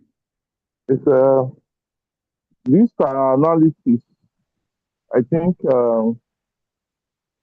it's a welcome one, and from what I see here, is being able to know how the load time when you are not supposed to be consuming much load. Why would our diesel be running fast and high still? Like at night when only few lights are on and some off-peak period. So for me, it, this analyzing consumption pathology is just a way of trying to tell us if things are now going this way, then that means the system, especially the generator, is no longer healthy. The generator needs to be looked into. And if it continues like that, you now do your variables. Is it better to now change the generator system and have a new one instead of burning diesel at maybe 20% more than the normal diesel consumption before. Right. Thank you so much. Thank you very much. Okay, so the key lesson here, your fuel log is a diagnostic tool. If you are not comparing liters to kilowatts, you are only seeing half the picture. Now, this is why it is important you have a digital system, that can record and keep track and audit trail of how you are using your diesel generator, how your consumption is happening, and how your energy in general is being consumed. When you have this log, you can always go back to it. You can always know how long the diesel generator is on and how much energy was generated within that time. So you will be able to give advice either to your facility owner or as a facility owner when you see the reports. You'll be able to know that, okay, this period, we cannot continue to switch on a 500 kVA generator for just for just 50 amps of load. No, we can't. Rather, you switch on the smaller generator, or you can switch to alternative supply, whichever. So it will help you to advise correctly. So I'll just ask this question before we go to the last paragraph for today's class. How can diesel consumption data reveal inefficiency? Yes. How can diesel consumption data reveal inefficiencies? I know this is very simple. I will give opportunity to Adebayo Suruse again. If you have connected your audio, please unmute yourself. You can, Adewale, you can also unmute yourself. You can unmute yourself.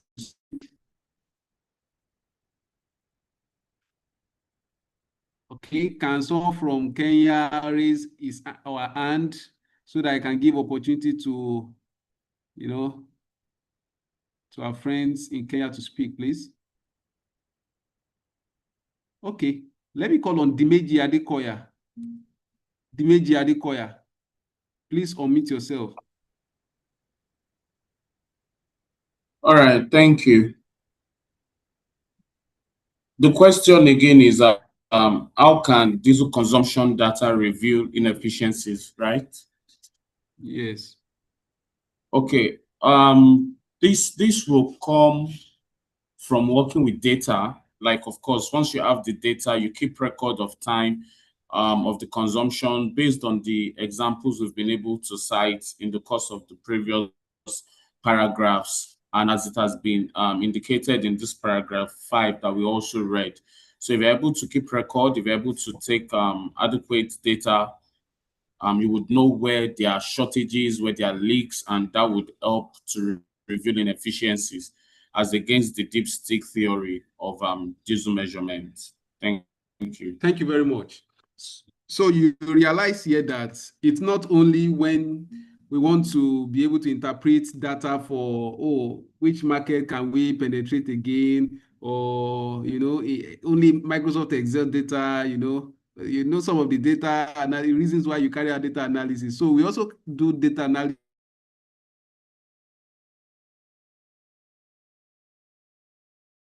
Energy management. So it is important for us to be familiar with our data. Get more data as much as possible so that you can increase efficiencies. All right, the last paragraph now for today before the second case study, and then we'll close. All right, the last paragraph. Can I have someone who will volunteer to read this last paragraph for us? Last paragraph. Okay, I can see a name here. I'm not sure. Okay. Are you from Kenya or Dimeji Adekoya? Okay, go ahead.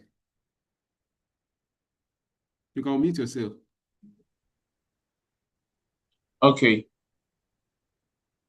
Paragraph 6, integration and the human element. The final frontier of diesel management is the integration of technology with human accountability.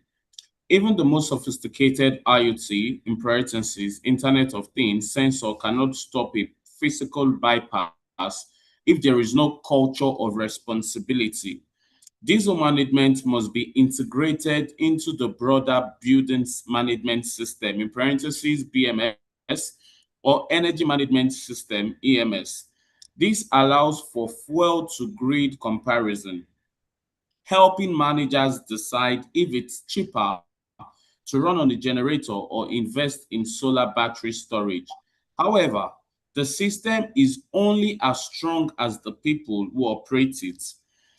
There must be a clear chain of custody. Who signed for the delivery? Who has the keys to the tank? Who is responsible for the weekly reconciliation report? When technology provides the data and the management structure provides the accountability, you create an environment where theft is impossible and efficiency is guaranteed. Yes, thank you so much. Thank you so much. So now, contribution time now. This is very interesting because it speaks about some of the things we have already spoken about. But can I have some people who can speak? I'm seeing a name I'm liking, Atomuti Sunday. I don't know if my pronunciation is okay, but that's Sunday Oluwole. Can you unmute yourself now and speak? I want you to just tell us briefly what you understand from where we just read. Yes, I need ants. I need ants. I can't see any ants. Okay. Morolayo Thompson. Can you unmute yourself? Morolayo Thompson. Okay. Let's have Richard Ekpo. Please unmute yourself. Okay, so what I understand from this paragraph is that in as much as technology has its role in diesel management, the human factor is also very important, especially in terms of accountability and the willingness to ensure that the proper processes and proper things are done, and also the combination of the human factor and the integration of technology also improves decision making over time. So the business can decide, oh, do we stick to what we have right now and rather find a way to make it better, or do we opt for an alternative source of energy to support what we already have? Thank you. Thank you very much for your contribution. Okay, let's have Olanrewaju. Okay, let me stop there. Unmute yourself. Yeah, good afternoon, all. Good afternoon. Yeah, thank you for this great opportunity and this platform. So from this paragraph, I will say the first speaker has actually said much, but I will just need to add one or two things to it.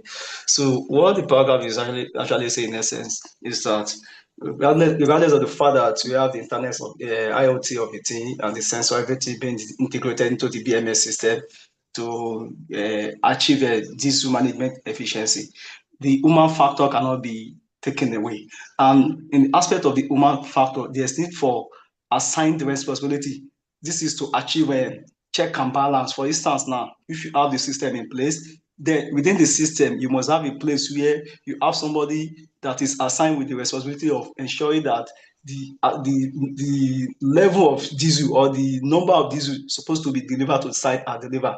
And this aspect of checking must be combined responsibility, probably maybe somebody from the admin, somebody from the FM team, so that they ensure that the right number is actually delivered. Then when it comes to monitoring, so also it has to be with the responsibility must be assigned in a way that there is a kind of check and balance, so that at the end of the day, the essence of having that system in place, the BMS system, being integrated to the diesel management system, is not actually nullified, so that the actual result, the intention, the original intention can be achieved. So it means that there must be check and balance, and people must be assigned roles and responsibility to ensure that there's transparency and accountability. Thank you.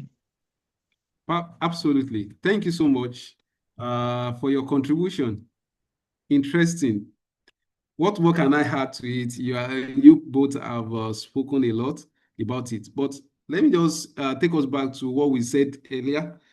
When one of us was contributing, and what he was saying, there is need for at least somebody who can always check or verify a human agent if, from time to time, if what digital system is capturing or recording is accurate, it is good that we have a credible person who checks from time to time, not necessarily every day, but maybe from time to time, just check. This will help you and gives you a guarantee that what your system is recording is accurate. All right, I have 2 hands raised up. Let me first have Mr. Anthony. Please unmute yourself. Then Frank will speak. Hello? Yes, speak on, we can hear you.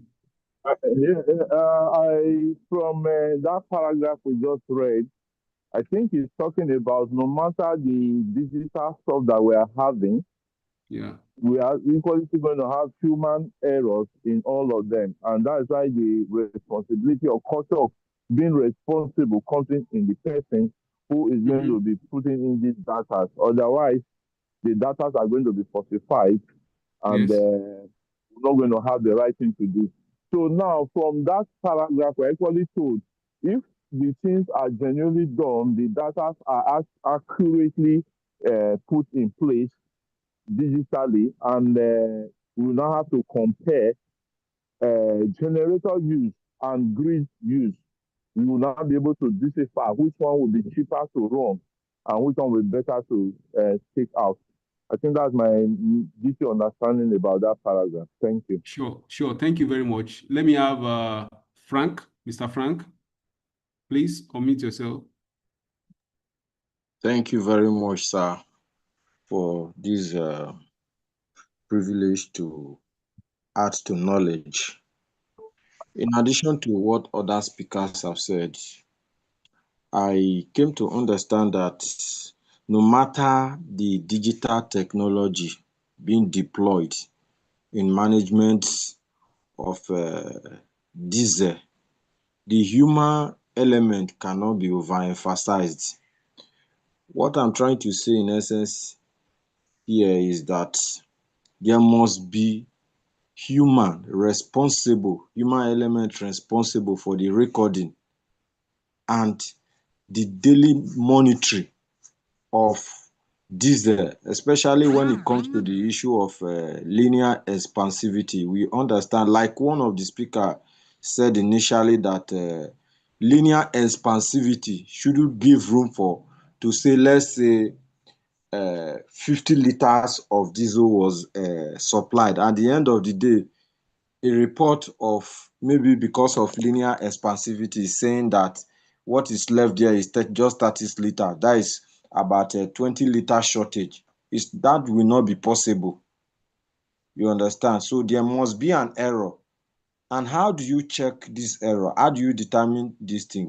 Even with your digital technology being deployed, there must be human being to check these factors that what has gone wrong, what need to be done, and the way forward.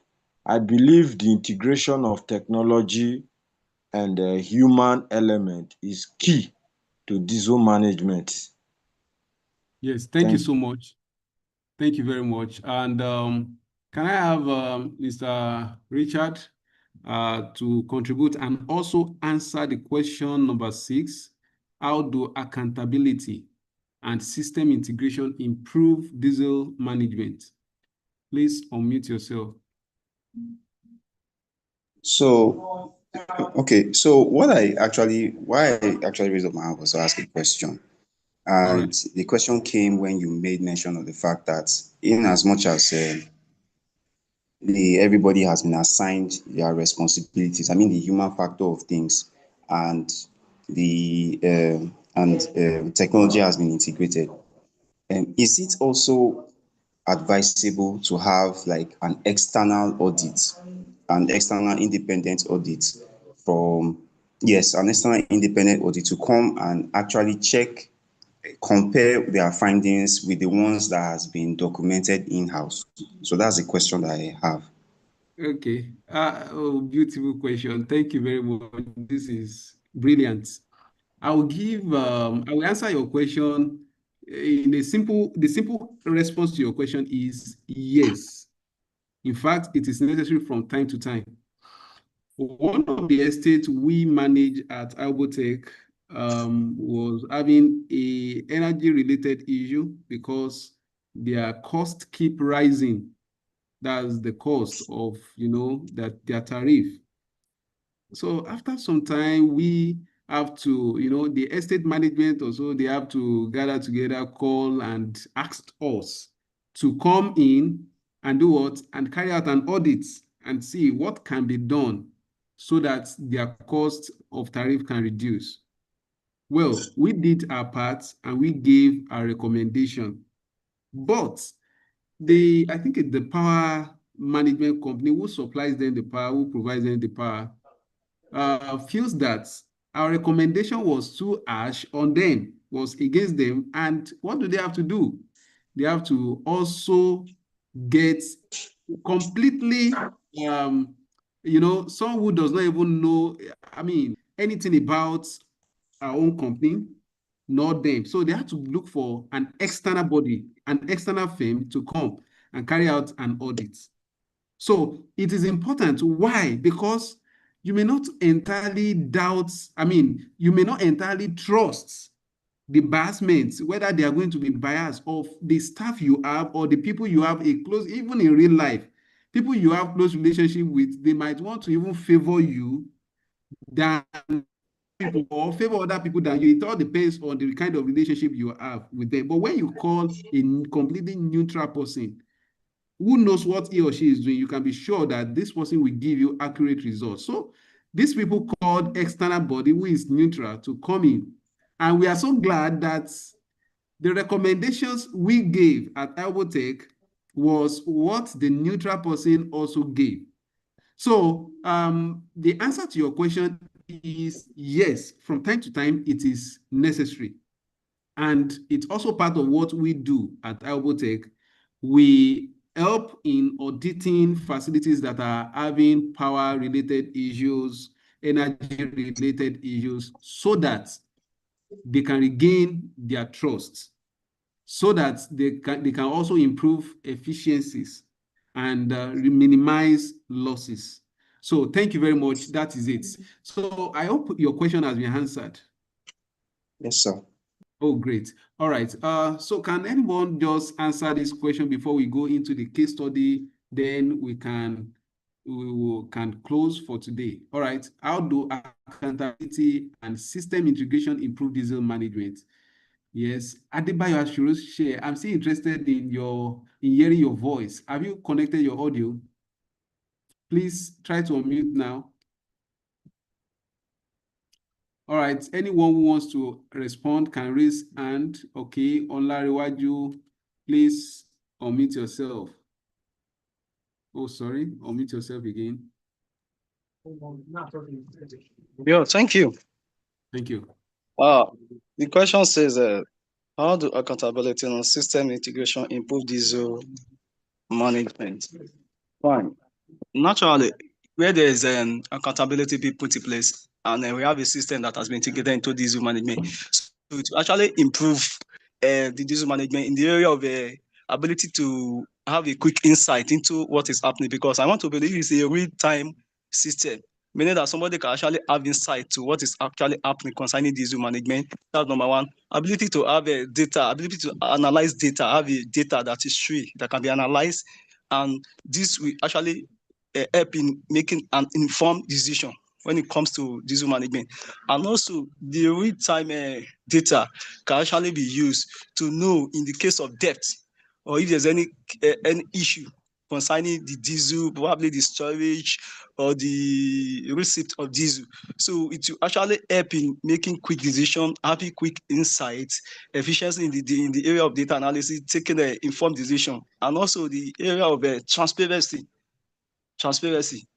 I got me in diesel management. Yes. So thank you. All right. Thank you very much for your contribution. Lastly, before we close, case study 2. Can someone please read this case study for us? Case study number 2. Case study number 2. Dennis. Yes, Dennis, please read for us. Dennis Kyoko. All right, unmute yourself and read. Okay, afternoon. Can you hear me? Yeah, we can hear you audibly. Okay. The controlled system. The scenario: a commercial bank installs an integrated DMS across 10 branches. The system includes flow meters on the generator intake and return lines, and ultrasonic level sensors in the main tanks. All data is pushed to a central dashboard at the head office. The discovery: within the first month, the dashboard flags branch A, its fuel per kilowatt hour is 40% higher than the other 9 branches. Sorry, can you scroll down? I can't clearly see. Okay, thank you. The investigation, an automated alert showed fuel levels dropping by 50 liters at 2 a.m. on Sunday when the generator was off. The resolution: the system proved that fuel was being siphoned manually. The bank implemented a digital lock system linked to the DMS. All right, thank you very much. So let's look at the questions now. I already have some hands raised up. I saw Mr. Dimeji's hand. So please respond to one of the 3 questions following. Please respond to one of the 3 questions, Mr. Dimeji. I saw your hand before it was down.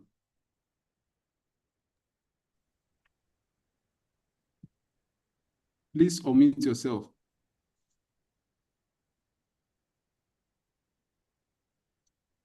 Hello? Unmute yourself. Yeah. Hello? Okay, who is speaking? Hello? Mr. Dimeji, please unmute yourself. All right, can we have any other person who wants to answer the questions following the discussion? The case study, sorry. Okay, let's have Frank. Please go ahead. Thank you very much, sir. I want to give an answer or throw light on the question number 2. The question says, how decentralizing the data help the head office manage 10 different locations? It's a very good question. Now, in the course of the study, you talk about, you see this DMS, there is an automation which was used that to centralize the system in checking the diesel. This shows that digital technology and human element are very important. Now, it was found out that one of the offices have a kind of a shortage by some percentage, let's say 50% thereabout. And it was easily monitored. It was easily monitored that this thing happened at an hour or Sunday, which is about 2 a.m. thereabout. And it was done. It was that vices or that what is it called? That social vices was manipulated manually. That it was being siphoned.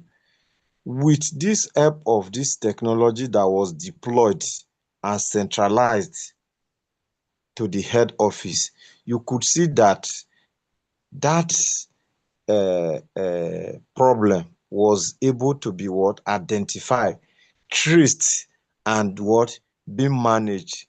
Had it been maybe the technology, there was no technology deployment,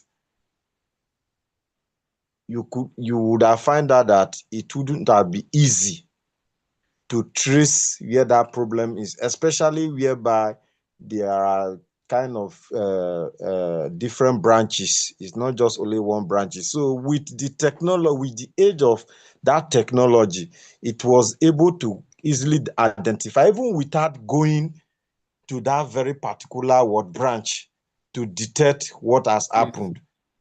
You understand? But with the aid of that technology, it was being detected, and they know the time frame and the date and how it happened. In real time. Thank you very much. Thank you. Okay, I think I have Engineer Peter's hand up. All right.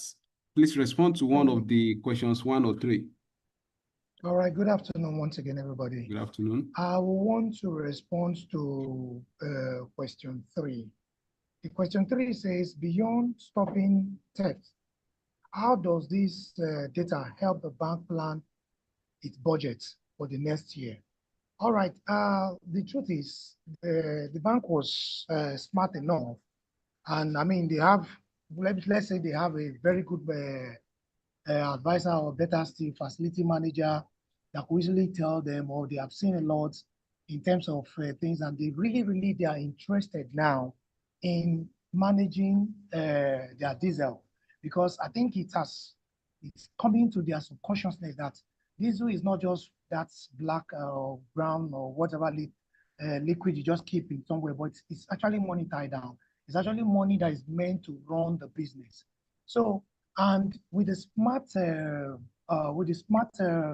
digital monitoring system that was put in place, perhaps the person, the security, doesn't even know that everything that is happening there is being monitored. Now, they have done it in such a way that, okay, they know the capacity of their, they know the capacity of each branch, what they are consuming per time, because all these things is going to be revealed to them per time. So at the end of the day, they can say, okay, we have 10 branches, and these 10 branches consume this. If we take this percentage off from it, which was stolen from branch A or branch something, of course, which I think after that incident, they would have flagged that branch. Then they can say that, okay, fine, we can then say that they can then do their planning by saying that branch A consumed this, branch B this, branch C there, and all that, put it together. Then at the end of the year, they can look at what is being consumed per monthly. They can look at what is being consumed in a year. Then they can now say, okay, this is what we are spending on diesel for these 10 branches. Hence, next year, this is what the liter of diesel we might spend. We should not forget the fact that diesel price might not be constant. You might have fluctuation. It might come down. It might go down. It might come down. It might go up. But whichever way, they have been able to establish the volume of diesel consumed per branch. Thank you so much. In the whole year. Thank you. Thank you. All right. I can see that I've seen notification that already should be on my time and beyond the time we have for today. I know we are enjoying the class. However, it is important we maintain the time allotted for this session.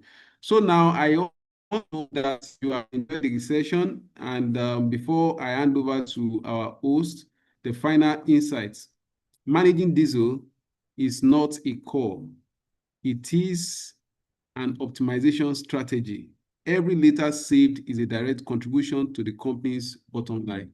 Thank you so much for joining this class. I will now hand over to the host. Peace.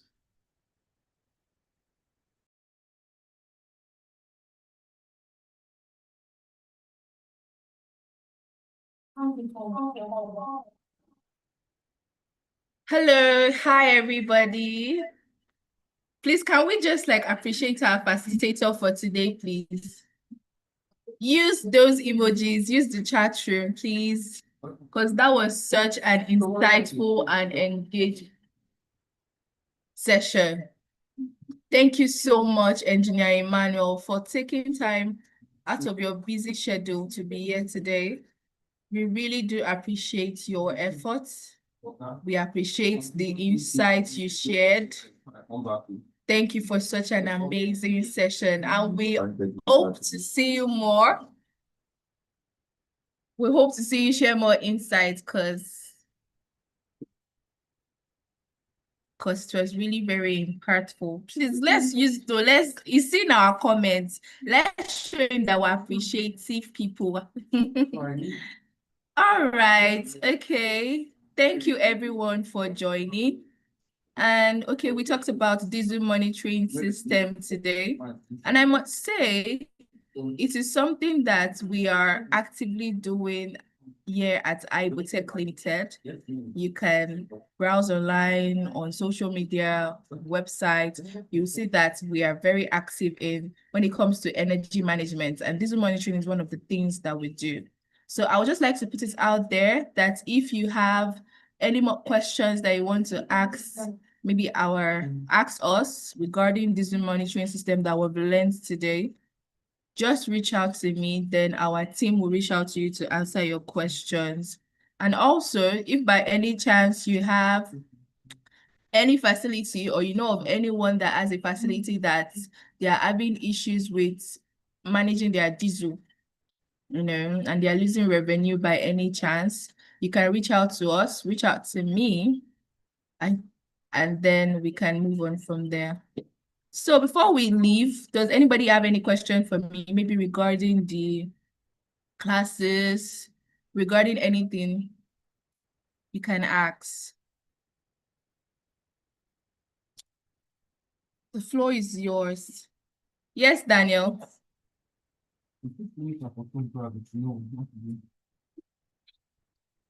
Daniel, you can unmute yourself and speak, please. All right. Good afternoon, everybody. This is my first class. Yeah, it was quite an interesting and insightful one. So I received the mail as a in the class. So I want to know what I must have missed or what other requirements to continue. That's all. Thank you very much. Okay. So we have, are you already in the group chat? Are you already in the group chat? Mr. Daniel, are you already in the group chat? Okay. So the link to the group chat is in the chat room. So you just join the group and just drop a message saying that this is your first time. And then our cohort leaders will attend to you. Albert and Kikelomo, those are your cohort leaders. They will attend to you. For those of you asking for attendance has already been taken. Thank you. Any other questions? Mr. Frank, you can ask your question. Mr. Frank, you can ask your question. Just unmute yourself and ask, please. Hello, good afternoon. Good afternoon, Mr. Frank. Thank you very much, Mrs. Peace Roland, for this great opportunity and for being our host. We appreciate your effort and we thank you for putting on this event and making it colorful. My question is, you are talking about the attendance and asking question and other area of concern. Is it going to be done in the WhatsApp group or in the Zoom chat here? So attendance is going to be taken on every live class session on the Zoom meeting like this by our cohort leaders. But for other references, because we give assignments, we put out materials for the class and links to the class. For example, the materials that was read today, for today's class, we put it out, but that will be on the Google Classroom. So we have a Google Classroom platform. So that's why I said, if this is your first time, just drop a message on the WhatsApp group and your cohort leaders will attend to you. Okay. But concerning the, with reference to the attendance for today, I don't know if my name was taken or not. Okay, since this is your first class, it's not an issue. Just send me a message. So can you just call your phone number for me? Okay, sir. So I'm typing it in the chat room now. Because I'm trying to access the chat, my chat here, but it can't open. 0811 0811 475 475 33 33 31. 31 081 08114 75 3331. Yes, that's my number. So you can just send me a message, sir. Thank you. Thank you. God bless you. I too. Mr. Kenneth OGK, please, you can unmute yourself. Good afternoon. My question is that I started the class last week, Wednesday, when I got the email. And I've gone through week 1, week 2, and I've done the assignment. Unfortunately, the assignment the assignment is late, and I cannot submit my assignment. So what is the next step? Should I send it manually to somebody, or it will be extended for people that started the class late? Okay, so basically the reason why you could not be able to submit your assignment is because the submission date has passed. There's always a submission date added. So that's one of the issues. But because of the people that are new, and also because of the complaints, there's been a lot of for some people that they have not been able to submit, we extend the time. Is that fine, sir? Okay, when are you saying the time so that I can submit mine? Because one is not pending there. When the time is extended, your court leader will send a message to the group chat. Are you on the group chat, sir? Sure. You're not? I'm on the group chat. Yes. All Are you right. on the group chat? Yes. Okay. All right, so just send a message. Okay, Mr. Jimo, please ask your question. Yeah, good afternoon, ma. Good afternoon, everyone. I really enjoyed the class today. My question is, this is week 5 now. How many weeks is the total duration of this training? Then is there going to be internship or certificate after this training? Thank you very much. Okay, you're welcome. So yes, there's a duration for this training. I think it's meant to be 12 weeks, including examinations and tests. And yes, there's going to be certifications, but it all depends on how active you are, number one, in class. That's why attendance is very, very important. So if you do not meet up to 50% of attendance, it might be an issue. And also assignments, tests, and exams. All those determine if you get a certification.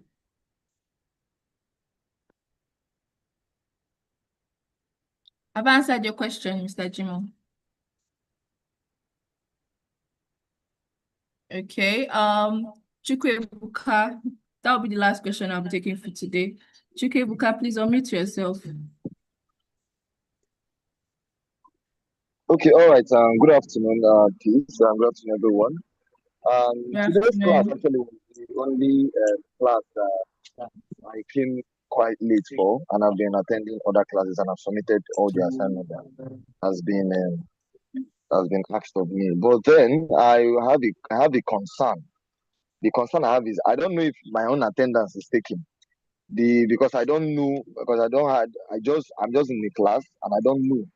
I've been in the previous 3 classes all through to the end, but sometimes I don't know if when I left that they called in. I don't know how it works. But my point is that my point is that if you can find a way for it to be transparent so that I will know when my attendance, like today night I came late, I don't know if my attendance was taken. I get what I'm saying. I don't know how it is. And that's just my concern. It's just a concern because I'm having it in my mind that probably my attendance might not be taken. I'll be taking the time when I've been locked out. So let me put it out so that it can give me a reassurance with something empirical so that I can know that okay, if this is happening, my attendance is taken. Thank you. Okay, Mr. Chubebuka. You know what we're going to do? Just send me a message on WhatsApp, please, with my number. because I was on a very important call when you were talking. So I've dropped in my number now. So just send me a message, please. Is that fine, sir? Mr. Chibebuka? Okay, last question.